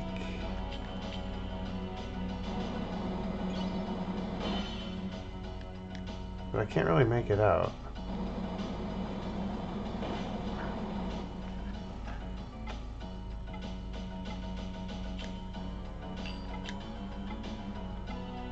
Let's try. Let's just see.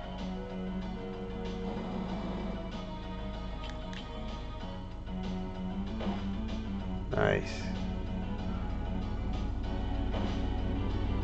Being level 5 didn't hurt anything.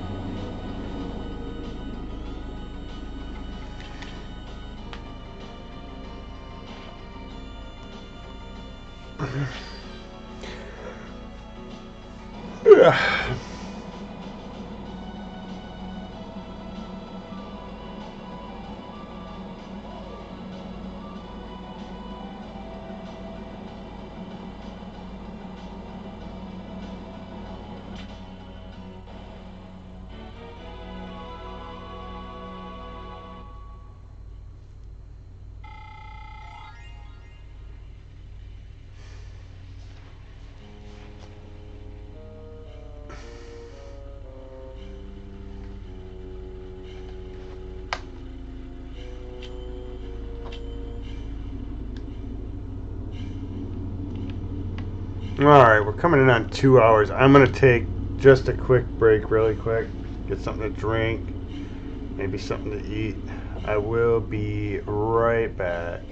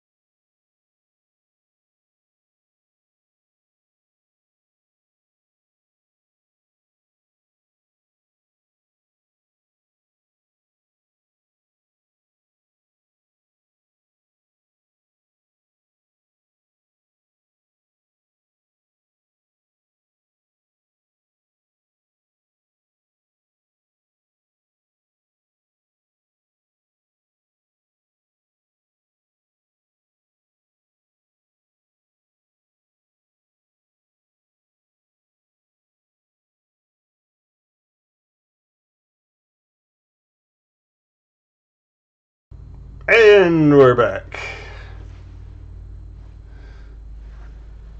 Hey, look at that. The chat just all popped up.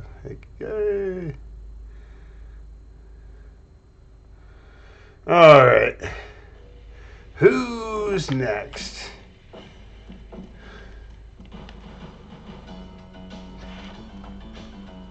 Get that battle music cranking up again.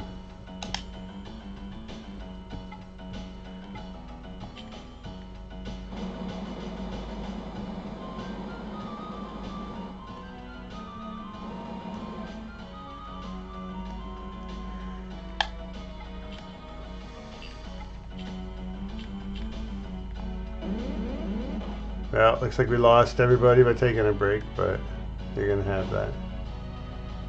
Things happen.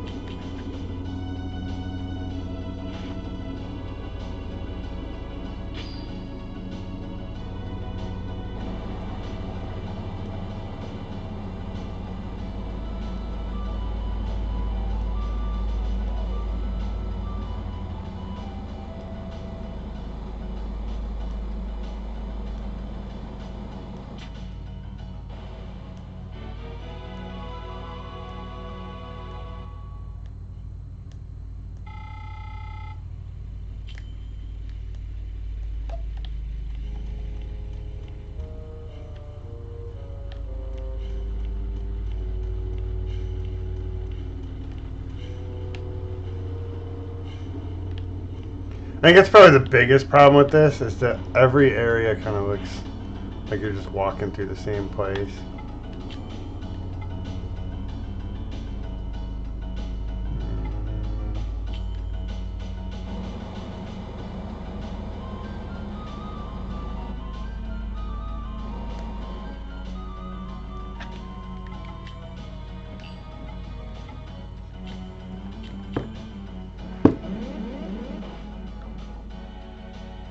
At least that's starting to actually like do some damage.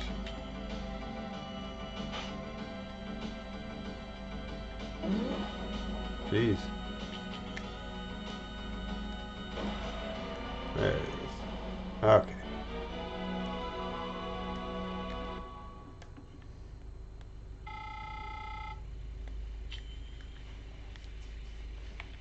Yeah, I need to get that share experience item.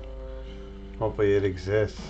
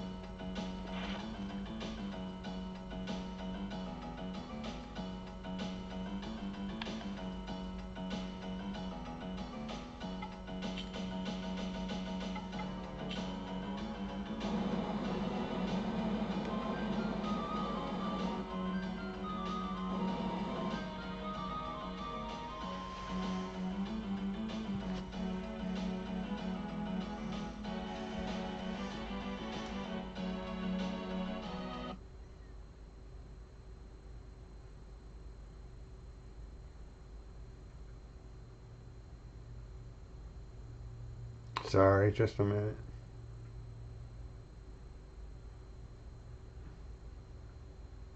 I don't know why it fucking always pauses.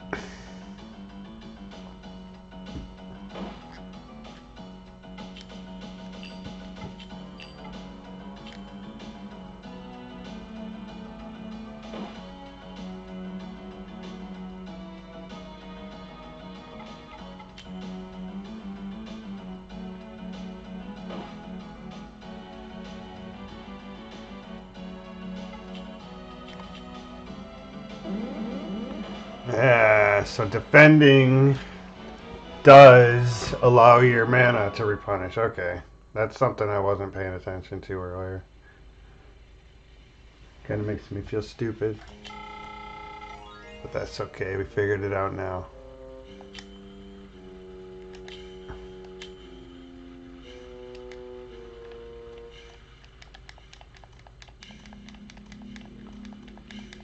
A whole lot of nothing in here.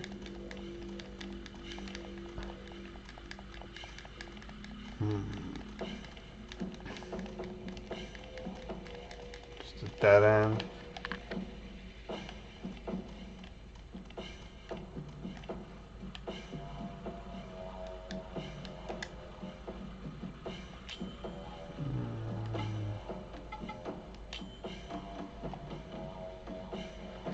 A nut packing energy for sprouting a new tree, strengthens the body and protects against aging.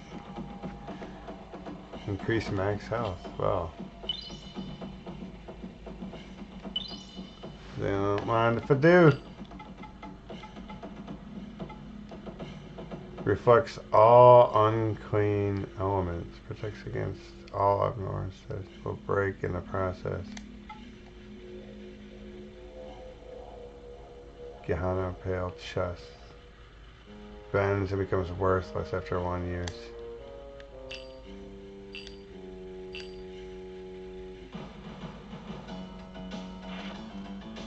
Boom, boom, da,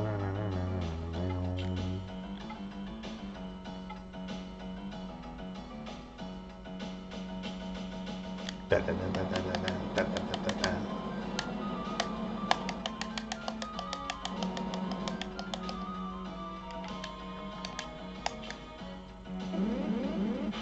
Oh, that's terrible.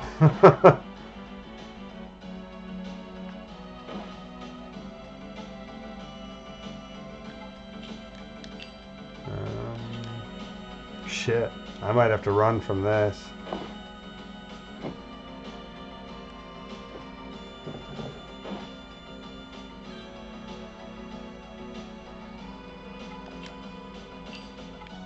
Try one more time.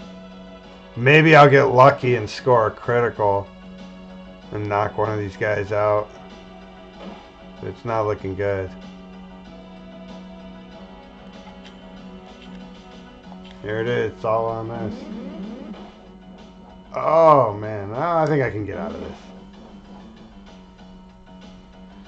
Regular attack should kill that guy.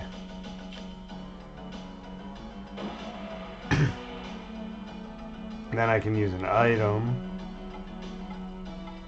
No, I can't because you gotta change.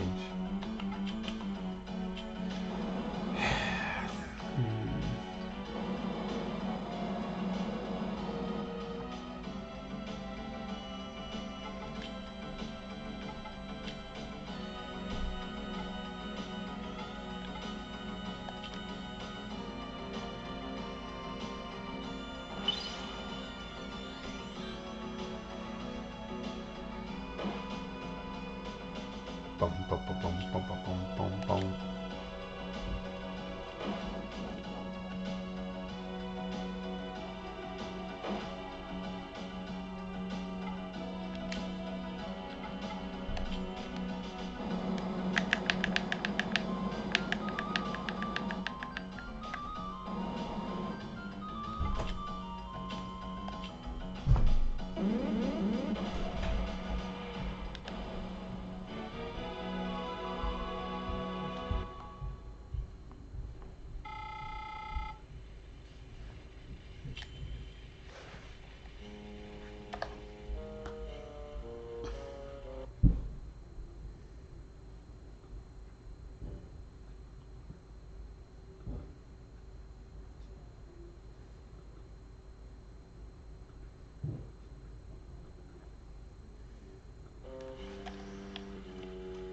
I don't know why Streamlabs does that stupid shit.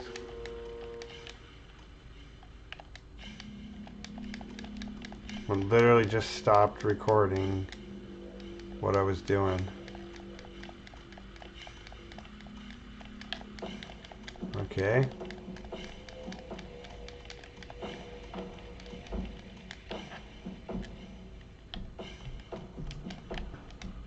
It won't budge at all.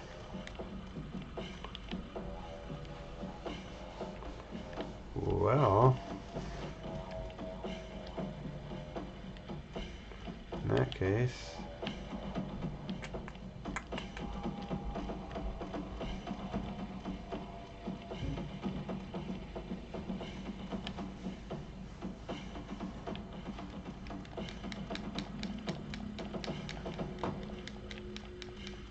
no, enemies don't repopulate in this game, I don't think. It's weird, because there should have been a guy here.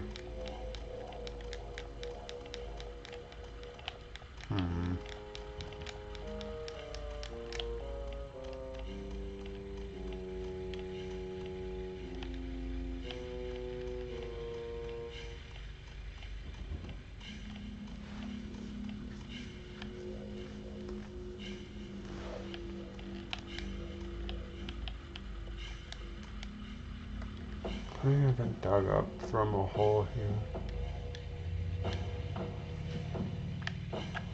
Well, it doesn't give you the option to use anything.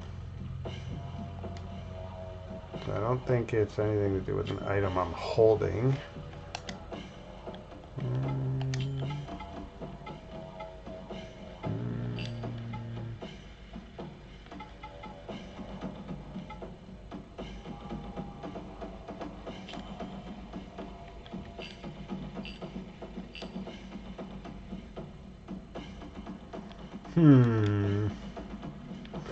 I mean, it looks like the thing on the wall. It's supposed to be, it looks like a diamond shape now. Okay, this is a circle on the wall.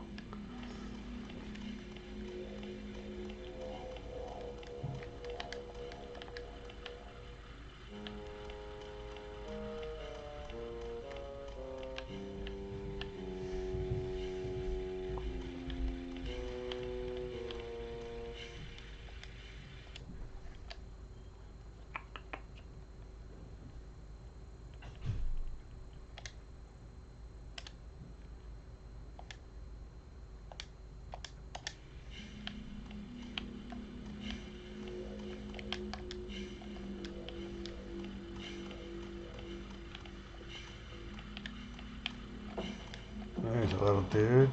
So I guess they do come back, just not that often.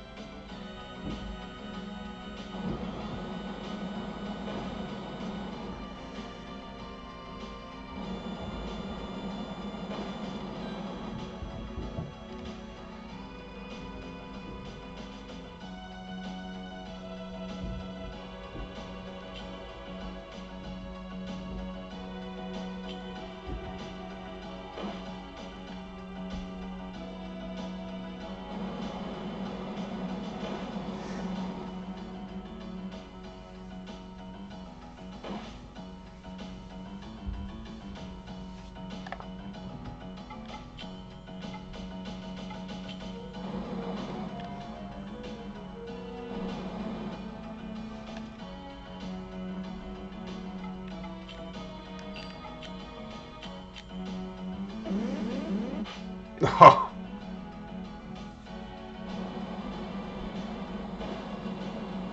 Who doesn't love missing?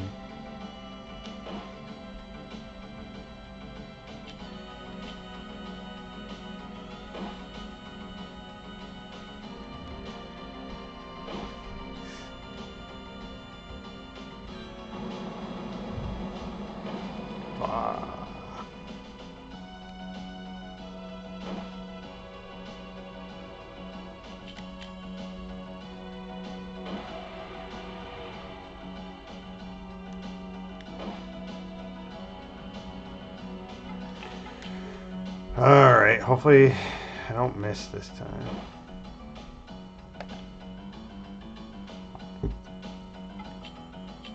Take him out.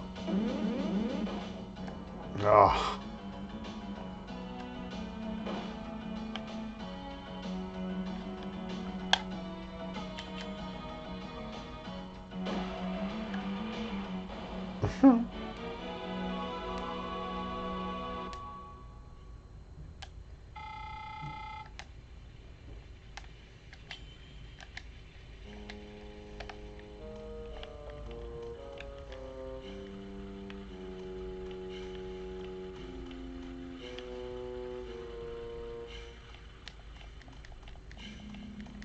Did I miss something?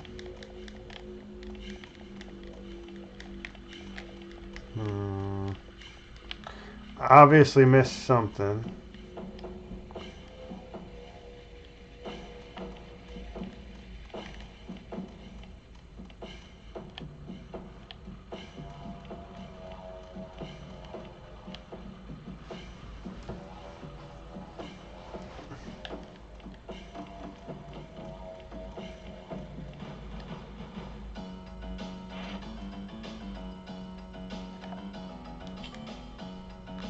Yeah, I don't even remember hearing anything about this game when it actually came out.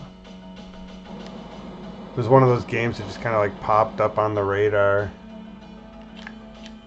Oh, hey Max, how's it going?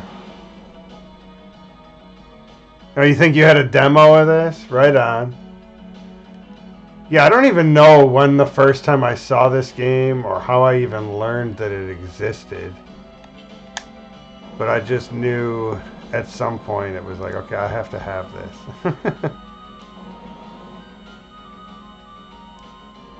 The ones that were always missing the disc because someone else... Oh, right, exactly. That's great. It's probably me that took them. Yep, Legend of Dragoon was sick. I love that. Final Fantasy VIII was awesome. Final Fantasy VIII is actually my favorite game ever. Like, without a doubt. I know a lot of people hate Final Fantasy VIII, but I love it.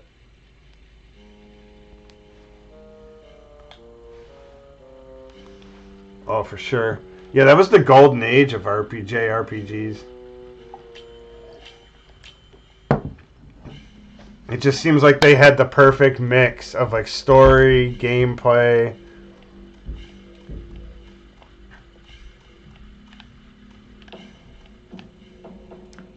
Like it a lot, just not the card game. Oh, really? I love the card game in 8. That was probably like one of the things that I loved the most about 8.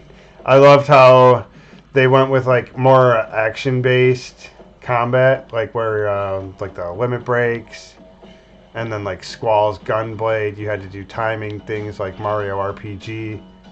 I like that they experimented with stuff like that. Oh yeah, you just don't like... No, the card game is basic, but there's just something about the way you acquired the cards, and then like you actually got to use them. I don't know. That got me hooked.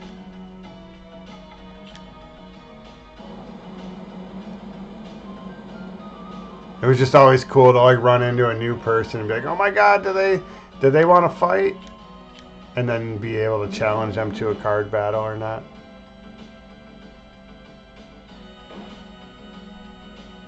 Oh, I loved the junction system, exactly. Like, to me, I thought that was awesome. That you could then take, like you could collect as much of a certain spell as you wanted, and then put that into a certain stat on your character later on. And then when I learned that you could then put like elementals on your attacks, oh man, that opened up so much. Because like that's the one thing I can't stand in a lot of RPGs. You know, it's like it's the fire sword, it's the lightning sword, or whatever. In that game, you could literally have any character just on the fly, you know, deal holy damage one battle and then fire damage another battle. And it was all based on how you had your magic junction. I love that. Oh man, yep. I thought it was awesome. Yeah, I mean the music in Final Fantasy is just always top notch. That game specifically, and some of those Adele scenes. Right? The Academy, yeah. I did hate that the paycheck mechanic. I thought that really fucking sucked, actually. Oh, well, I went backwards all the way. Oh, I missed something. Because I just went all the way back to the beginning of that area. And I didn't find anything. Do you believe the Squarey, or the Squarey? Maybe that is a Square Enix theory. A Squarey. Do you know the theory of Squall being dead? It's officially, I guess, been debunked. But, like, there's so many things that make it seem like they hint that he really was dead the whole time. Well, not the whole time, but after he took the ice shard to the chest.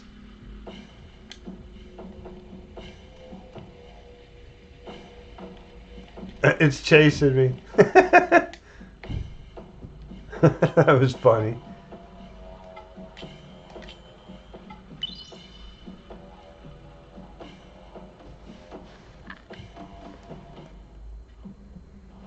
Yeah, I love the Final Fantasy rhythm games. Really fun. Theater rhythm. You know, I've seen that, and for whatever reason, I've just never picked it up. For me, as much as a Final Fantasy fan as I am, I would say Final Fantasy actually probably, yeah, I think they intended it to be a happy ending. Yeah, I like the idea of, like, everybody, the way that game ends. I like that, the way it all wraps up.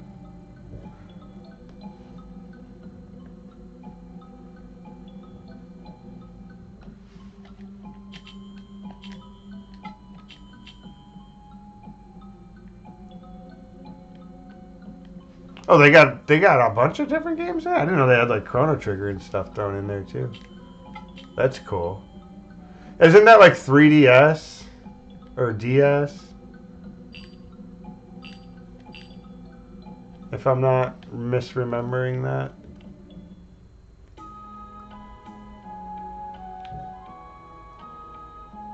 Oh, hundreds of games. What? Okay, well then I might have to look that up then. I actually saw that they have like new guitar controllers that you can just buy. They're like third-party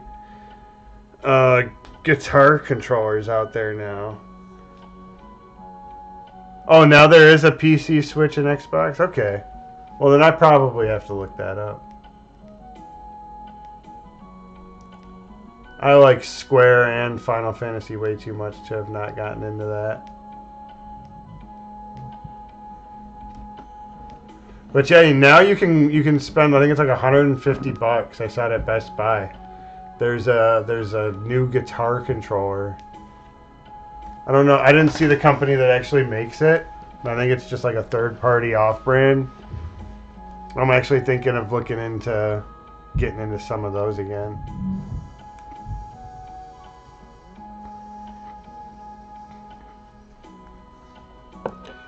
I liked the drums.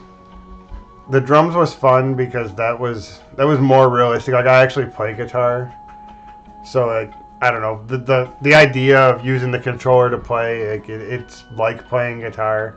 But I thought that the drum, once they added the drums, that was where it really got interesting. Because that was really like, okay, this really is like playing a band now.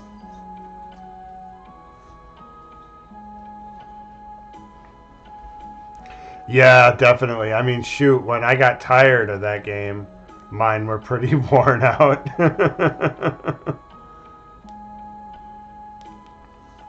Yeah, I'm thinking about running out and maybe grabbing one of those. Just because I'm kind of worried they might not be around for long, and then when I really want one, I won't be able to find it.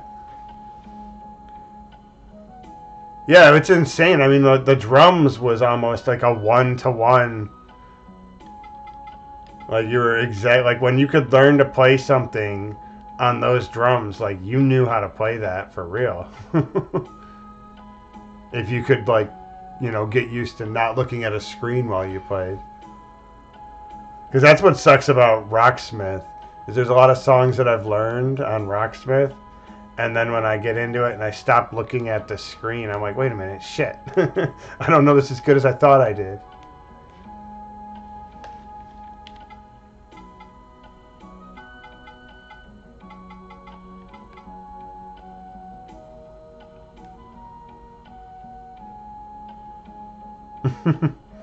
The banging sounded like the song a bit.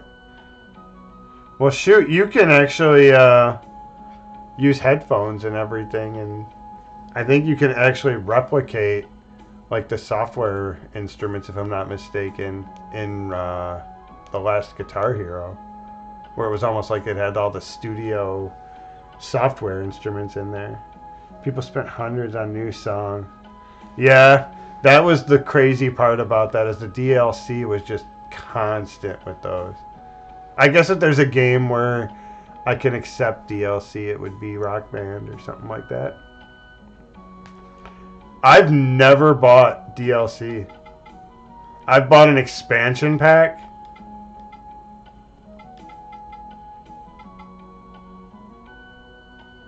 Yeah, I know the later drums had a MIDI input for professional recording, yeah.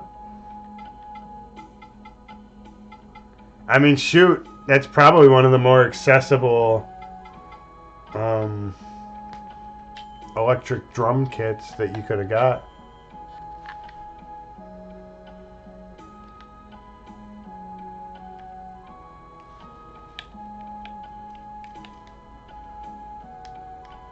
Those are actually really helpful when you're trying to learn the drums. It's very tiring. Because you're going to be terrible at first and then not driving everybody crazy. So sluggish. We used to have Rock Band night on Fridays with friends, so it came my DLC. Man, right? Don't you miss that? Seriously, I think like that's the only multiplayer memory that I have, you know, as an adult, is playing Rock Band. Like, nobody else would really play any other kind of games, and I'm not a shooter fan, so I would never play like any of the multiplayer shooting games. So yeah, Rock Band was definitely like my multiplayer experience, aside from being a kid, obviously.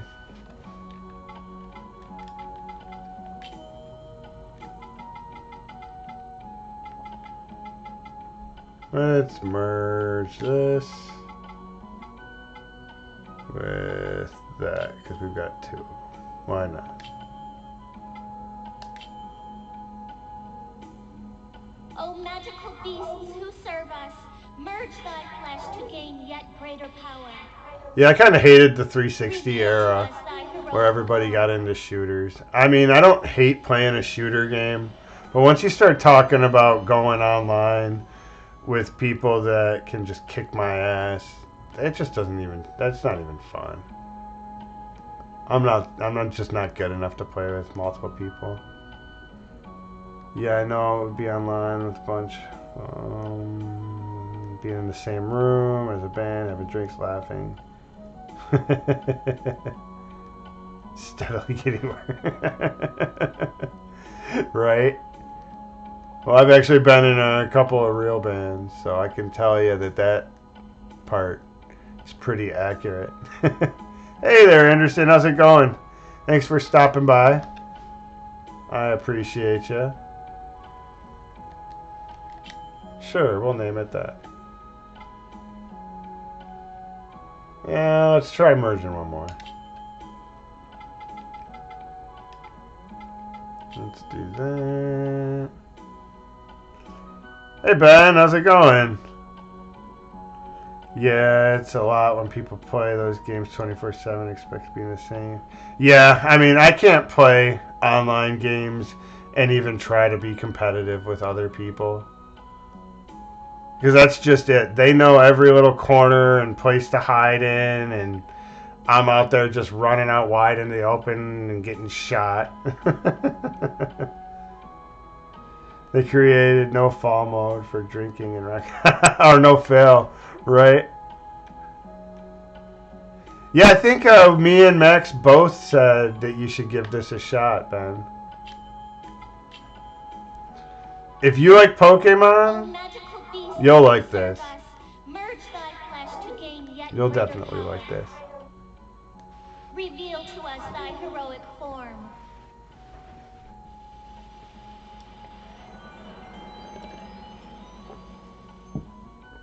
That's my wife right there. She's merging cocoons for us. That's Mabu.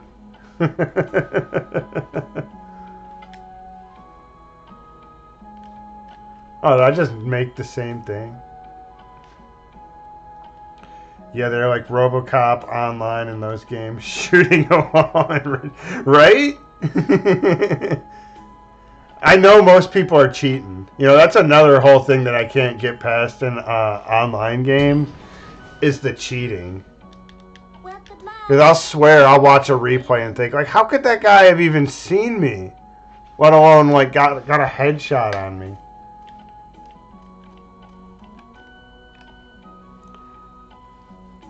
When I was a little bit younger, I used to think that I was just not good at those. You know, like, just not good. If I practice, then I'll get good and eventually get there. And then it was just never, it never happened. No matter what I did, I never got better. Anybody play Unreal Tournament? Like, I think Unreal Tournament 2004. That was the one where I realized, like, I'm just terrible at shooters. I'll never be good at shooters. And I'm only going to play shooters, you know, by single player from here on out. Yeah, they just spawn camp, and then all the spots. You play online, you can just play at release otherwise. Right. Yeah, if you can get on there before everybody knows what the hell they're doing and, like, where to get you, then, I mean, you could probably have some fun. Your brother used to play Unreal Online a lot? Yeah, me and my buddy, we both, like, were the first two people that, like, either of us knew with laptops. So we would meet up at McDonald's, and we'd play that just together at McDonald's with a bunch of bots. Unreal Tournament is like watching a strobe light of action. It is crazy. It is absolutely insane.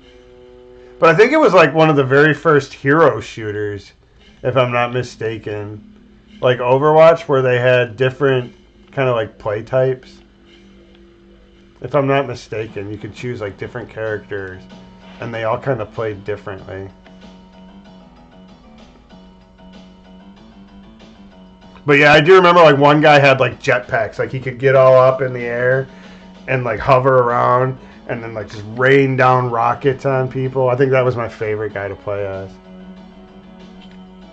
And he was like a green robot looking dude, if I'm not mistaken. Unreal Tournament. No, I just read that one already.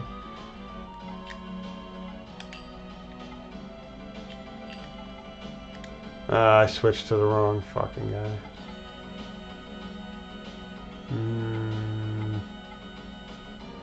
think I want that one. My bad. Switched to the wrong monster.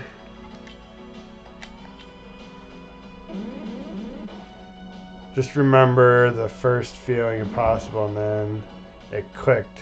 Got a few kills, and then it became addicting.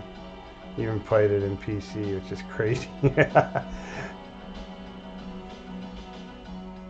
Yeah, that's what I had. We had Macs. For whatever reason, we were Apple kids growing up. I don't know what the fuck was wrong with us. I'm still an Apple kid. I'm playing this on a Mac, so I shouldn't lie.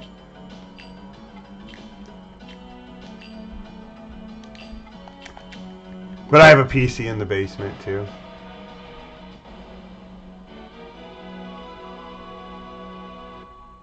Used to really like playing Medal of Honor, Allied Assault. I can't remember if I had that one or not. I know I had a few Medal of Honors way back in the day.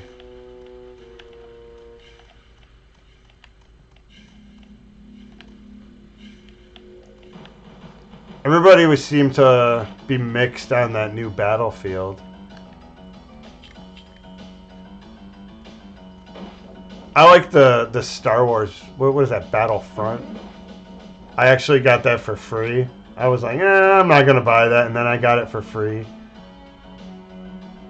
Learn to edit on OC, so when I went to learn editing at school, they had Macs. Well, you can right-click on a Mac. You just have to hold the control key. But you can't even use a 2-button mouse. So if they really didn't want to torture you guys, they could have given you a 2-button mouse.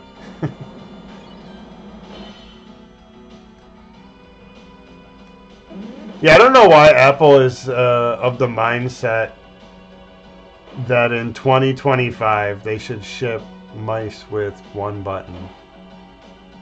I don't know why they make certain decisions like that, but here we are in 2025 and they still make a mouse with 1 fucking button.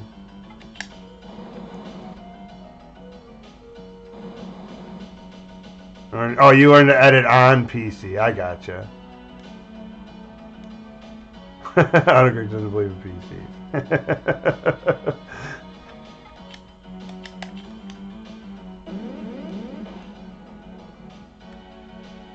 I've never been a fanboy of anything. I worked for Apple for 6 years, and that didn't mean that I ever at any given point was like, fuck Samsung, Windows die, or it's never even been anything like that. It's just my Mac is for video editing and obviously emulation. I think that Macs honestly run emulators better. I've had RetroArch on almost every device that you can put it on now, and I think my Mac runs the smoothest.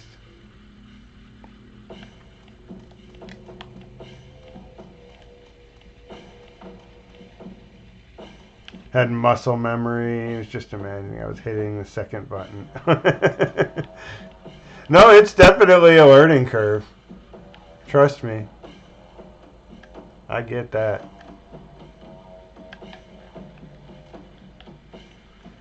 Because I do a lot of 3D modeling too. And so I obviously do that on my PC, on Blender, or the Mac. And you're right, going back and forth and having to remember to hit the control key to move something. That definitely does screw your muscle memory up. Okay, well, looks like I found the right area to be in. There should be a save point somewhere, I think, or a warp even.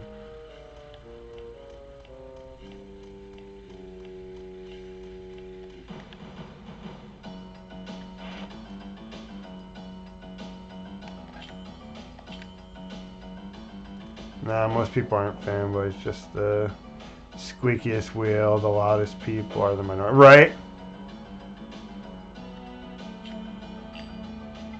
I think that really is something there too, that it's always even, you know, with like politics and everything like that, even, it's always the loudest, most obnoxious people seem to get the spotlight thrown onto them.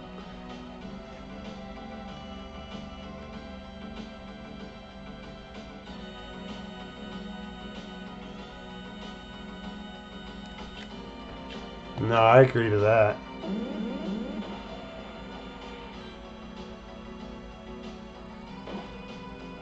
Oh, you used to have to read CAD files for store fig. Oh, nice, cool. Yeah, I basically got a 3D printer, and that, like my first, everybody was kind of telling me, like, man, you should, I can't believe you're not into 3D printing. Like, Steve is not into 3D printing. How can this be? And I was just like, you know, I don't know how to make stuff. So for me, it would just be kind of lame to just go to a website and constantly just download other people's stuff. And so I sat down and I learned Blender. And what I did is I made this right here. I actually went and pitched this to a dispensary yesterday. But this little thing right here was a model that I made. It was my very first model that I made myself. But it literally just takes a vape cart and it makes it look like, instead of having your pot pen in your pocket, you know, it just looks like you got a marker or something instead of a... And it also keeps lint from getting in there and shit like that. So I actually went and pitched that to a store yesterday and put their logo on the top. They've got my business card and everything, so we'll see what happens.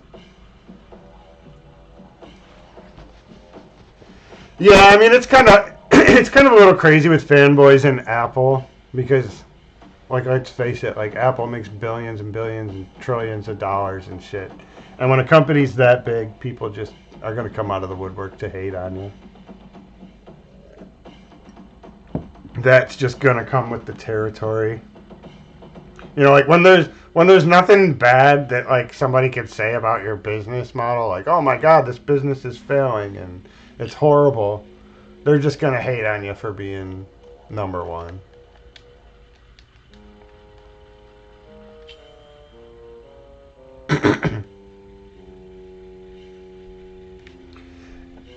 Yeah, I mean, I can fit it to any of them, really. Like, you know, all you got to do is basically adjust the scaling a little bit, and that can make them fit just about anything. But yeah, almost anybody that sees it is like, holy shit, dude, what?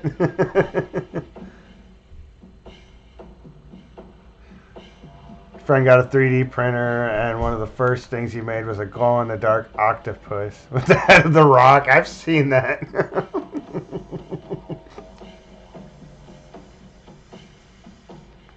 I have seen that. Yeah, the articulating, like, octopus, dragons, that shit sounds like hotcakes. I actually I made an Umbreon and a Jolteon and 3D printed it. They were all, like, full color and everything. You can see them on one of my lives way back when.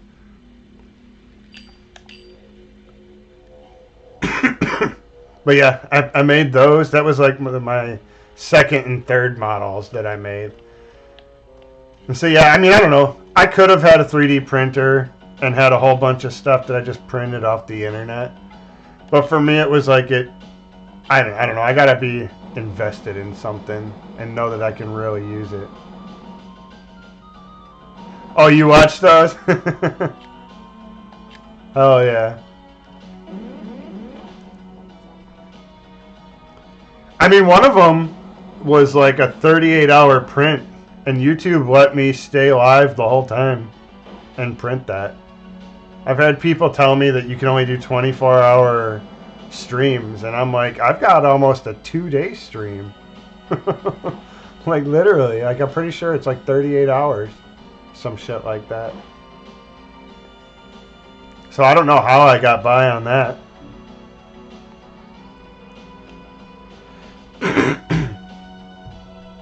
Oh yeah, shoot. I mean, when you paint them, they look good. But you should see some of the ones I made. I don't know if you've seen it.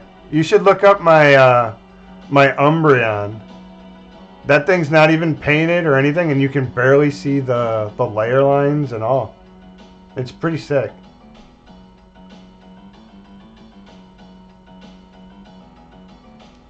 Right? Yeah, you might want to look into a resin printer, Max. The resin printers. Oh, nice. Retro Achievements has me on nice. I'm probably like the only person in the world playing Jade Cocoon right now.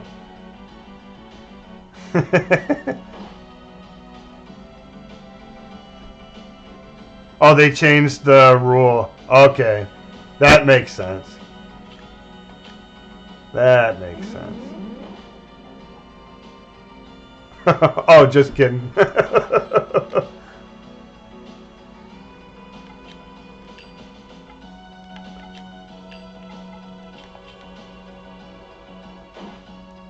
Yeah, this game is not really liberal with the retro achievements, Ben. I think I've gotten 2. And there's one that keeps popping up on the bottom. I thought it was like tracking my steps at first. But like it keeps like a number keeps popping up in like certain areas. And then like going up and down just randomly as I move around the screen. So I don't know. There's something about that I can't figure out what achievement it's wanting me to go for. It's been something I'm curious about because I'd like to expand art beyond just drawing and painting pictures. Oh, right on. You should post more of that art. I'd check that shit out. Yeah, I've got a resin printer too. And that one's really cool for like miniatures and statues. Man, here comes another shameless plug. But another one of my early videos was I 3D printed Cloud, Barrett, Ares, and Sephiroth in resin. And they came out freaking awesome. See right there. There it was. I don't know what that's saying. Like, look at it. It goes up, it goes down. Can you see that in the bottom right? I don't know what achievement that's trying to have me go for. And I can't figure out. I always get up to like 80 something. 81, and then I lose it. Well, here's the thing, Max. Here's the thing. It's kind of like, you remember that Showtime rotisserie grill infomercial where the guy's like, set it and forget it. Man, it's just like that. You put the thing on your fucking shelf, you turn it on, you press play, and then you go play games. You know, and then 10 hours, 30 hours later, really cool shit pops out of it. The painting part would be the laborious part.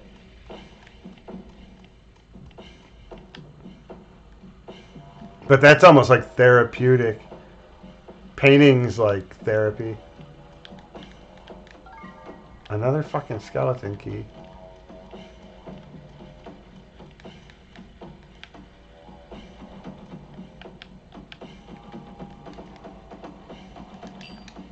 This game is so much like just of the times. Just the way like the screens change. Whoa.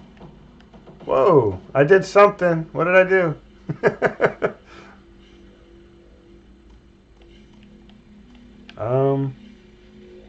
That turned on a light.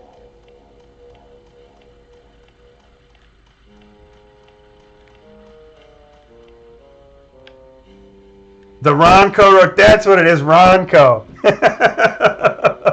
That's what it is, Ronco. I knew it. I knew there was a funny ass name. Ron Popeil. Wasn't his head in like a jar on Futurama or something like that? Ron Popeil.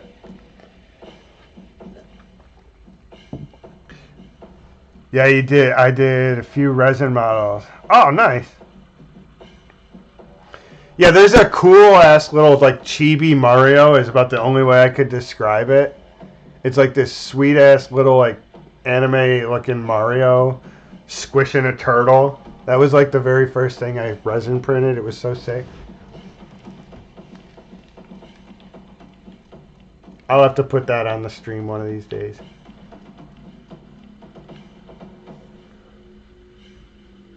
Right. There is a lot. Like, you've got to rinse them off, and then they've got to cure.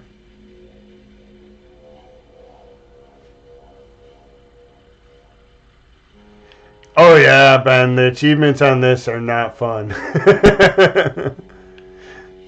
They're not fun. This is a collect-a-thon game like Pokémon.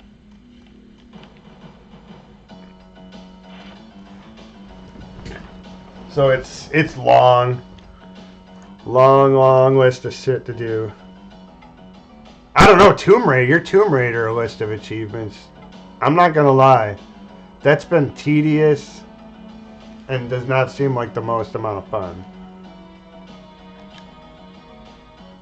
No offense.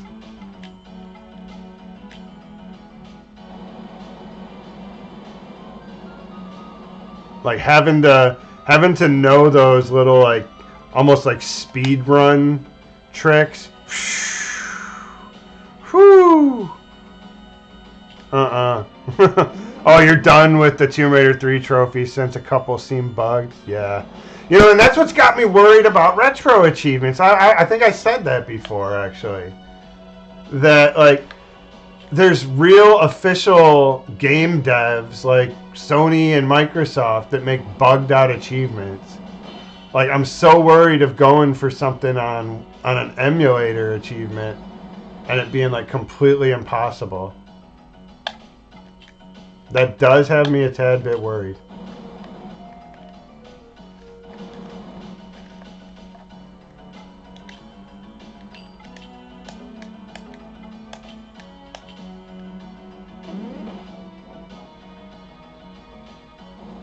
Oh, I gotta capture one of these.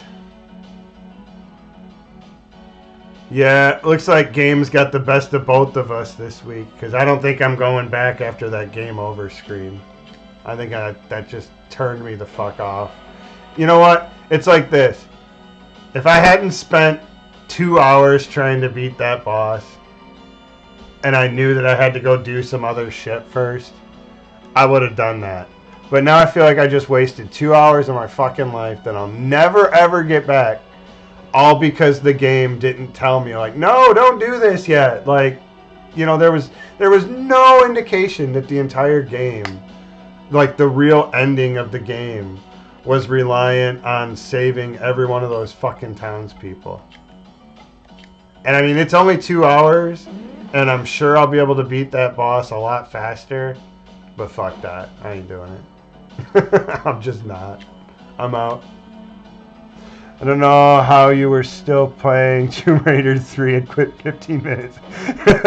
Yeah, that is definitely impressive, Ben. I was like, nope. Nope.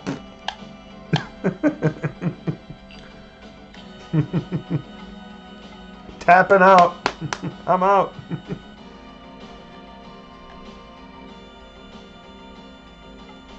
I need me back in.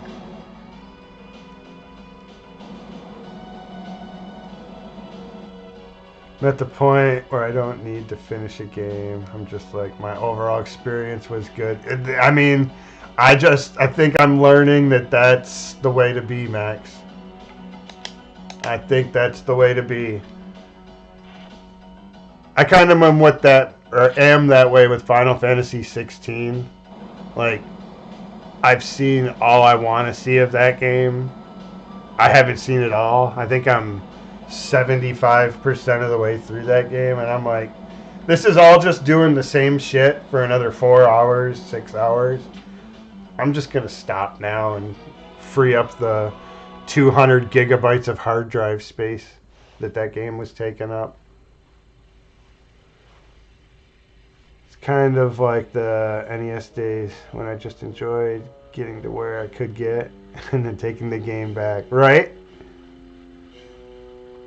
Well, right. You know, I think the problem with games is we just don't have as much time to play as we used to. And on top of that, they just don't make them. They don't make them as games anymore. Games are now officially 100% interactive stories. You know, like there's no fucking challenge. There's no, hey, if you can't beat this part, you don't get to see the rest. You know what? Like that's gone. That whole idea of like, yep, you know, if you weren't good enough to beat level 8, you didn't know it was in level 9. Nowadays, it's just quite literally the complete opposite. Like game developers make games to be consumed and ran through so that you can get to the fucking next one and buy the DLC for that one. I mean, like that is the only reason people are making games anymore. And if you replay the game, you got to sit through walking. Oh my God, right? Jesus Christ. Tell me about it. Like, what is the point? Like, it is not. Don't they test these games and see that like walking slowly from one place to another is not fun, and that if you just gave me that in a cutscene, I could understand. Look, they're walking. They got from here to here. This happened. Let's move on. You know, I guess we've gotten away from the era of like Final Fantasy was bad at this. Like you'd watch a cutscene in Final Fantasy, you'd open a fucking door and it would start another cutscene. You'd walk out of a door and it would start a cutscene. It's like, why couldn't this all have just been one cutscene where it ends with me walking out the door or whatever?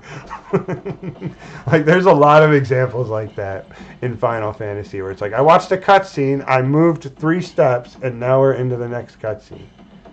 Yeah, they cost billions of dollars. They want you to see the. I mean, that's true. It's true. Kind of helped you focus on your backlog of games. Some people live for those walking simulator games. Different strokes for because game become more mainstream. Yeah, I'll be honest with you. I'm never going to play Death Stranding or anything like that ever again.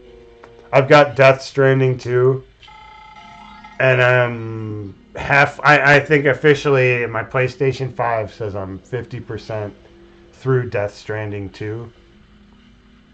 I'm never going to play that game again. Awesome summons in Final Fantasy VIII.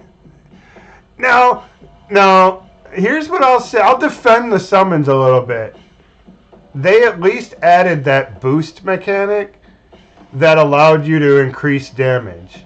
So, I don't know if you remember, but you could hold like the select button or something and it brought up a little icon on the bottom of the screen. I mean, I do say that there should be like a long summon and a short summon. You know, that should definitely be an option where like, boom, I just want to see the damage, get me out of here. And because I don't know, I like the summon movies, I'm not gonna lie. I'm a sucker for a long drawn out spell.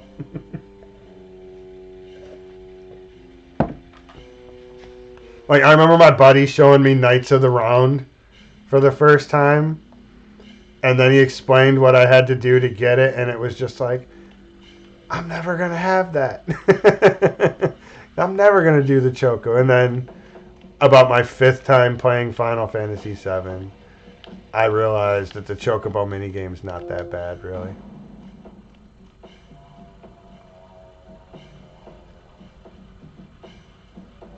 Yeah, right. I definitely agree. Like after the first time you summon, you know, it should literally give you the ability to do like a short and a long version of it.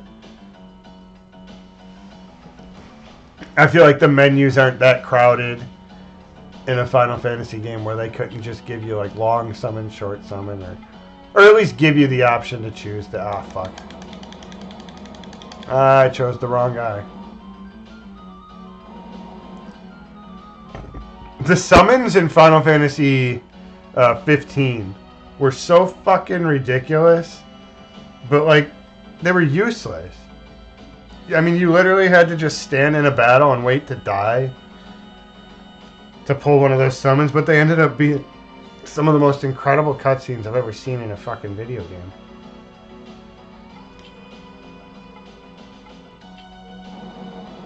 It was just a shame you had to literally like do nothing and try to die to get one of them to pop up.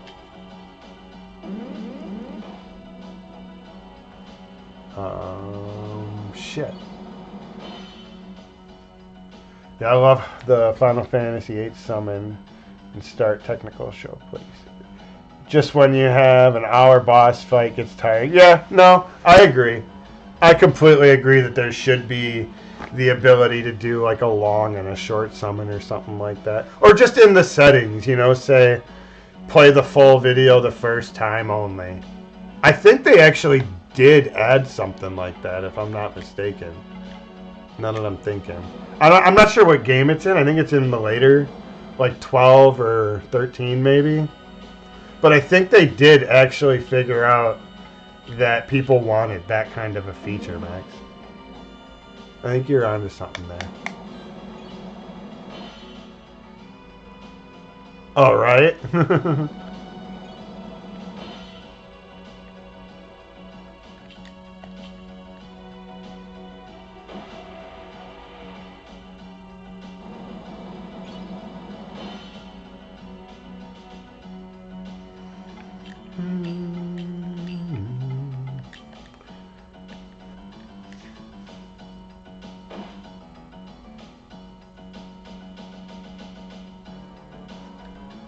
Yeah, I wish they wouldn't have done Final Fantasy 13 dirty the way they did.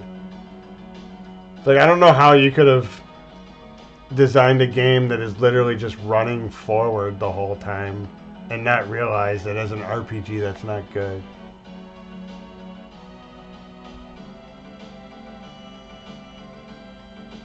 Right? I'd force people to watch my summons too.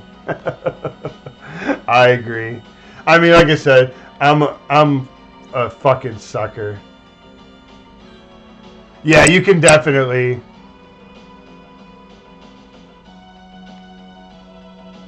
Yeah, I don't know. It just doesn't make sense. Like why did Final Fantasy go? We're just gonna have you run straight the whole time, and then you like somebody give me some bullshit.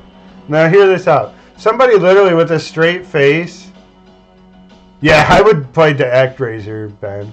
Somebody told me with a straight face that the game is designed as a straight corridor like that because it's more immersive for the player to be like tunneled into their fate like the characters. I was like, that might be the dumbest thing I've ever heard. Sad part is that I really like the characters and the world of 13. Oh, right? Lightning is awesome. I thought so too. Her arc, the way like she kind of comes off so like cold, but then like you crack that bit, and you're like, that's good writing.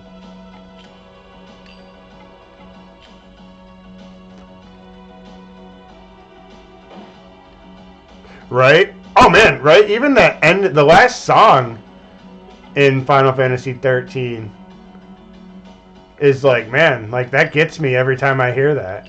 I'm not even gonna lie. That's like a 10 out of 10 with like hitting the scene with the music.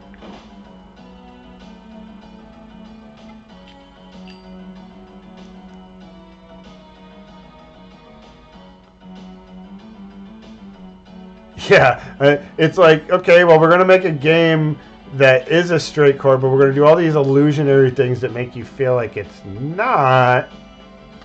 And then we're going to give you one level where you can actually go out and do anything. Right? The game waits till like chapter 10.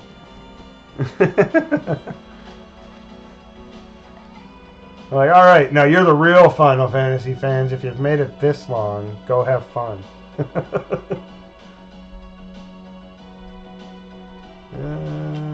damn, I still don't have enough.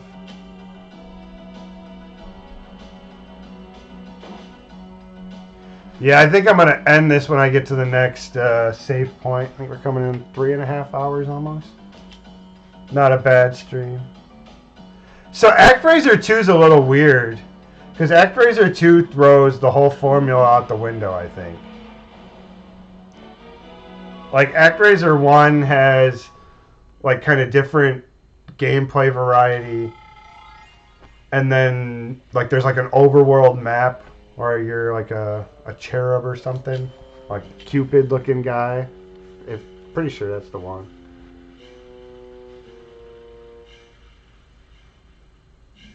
I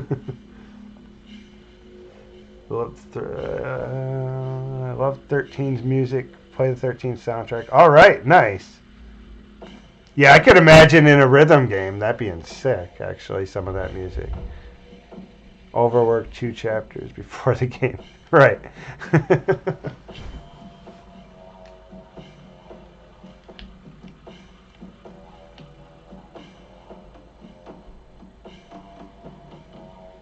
Also, most of the stuff was designed for second playthroughs, which is brutal. If you don't know, trying to fight things. Yep.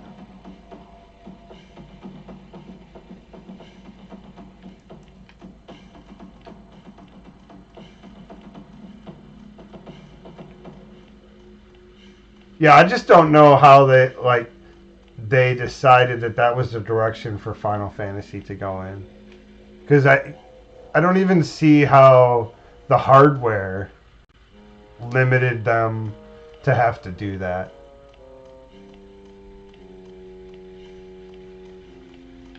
I almost just wonder if the whole story of like development hell and all of that is what really caused that direction to change.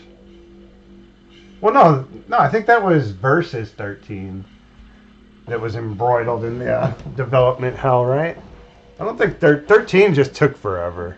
Am I remembering that right? That 13 just took fucking forever to come out.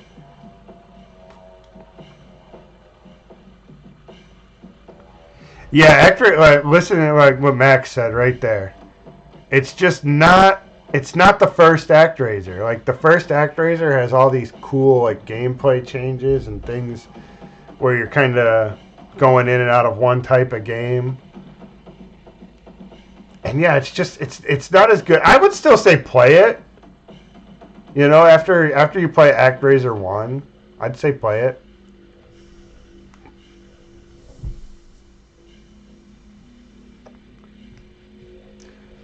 But that's kind of like what I was saying, Ben. You actually reminded me of this now.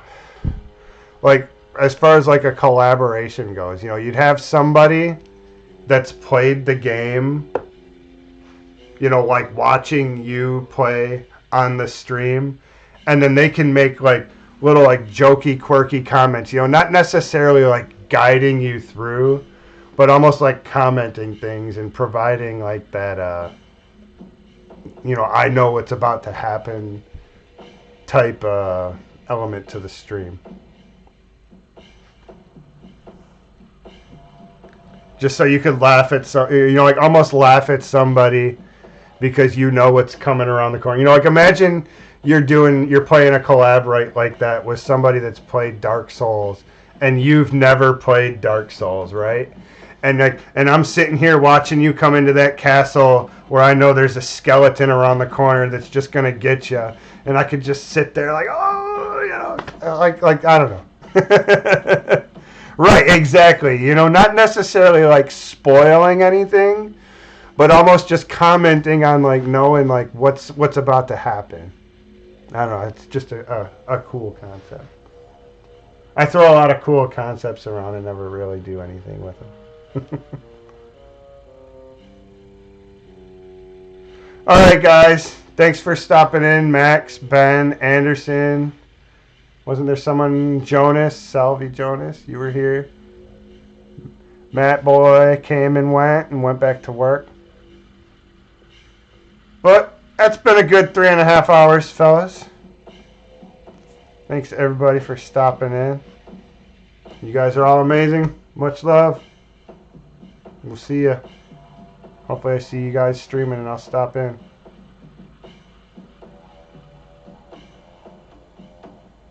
Of course I would show up to create fake suspense and nothing happens. Using my suspense privileges. Max. You're awesome, brother. Alright, everybody. Thanks for popping in.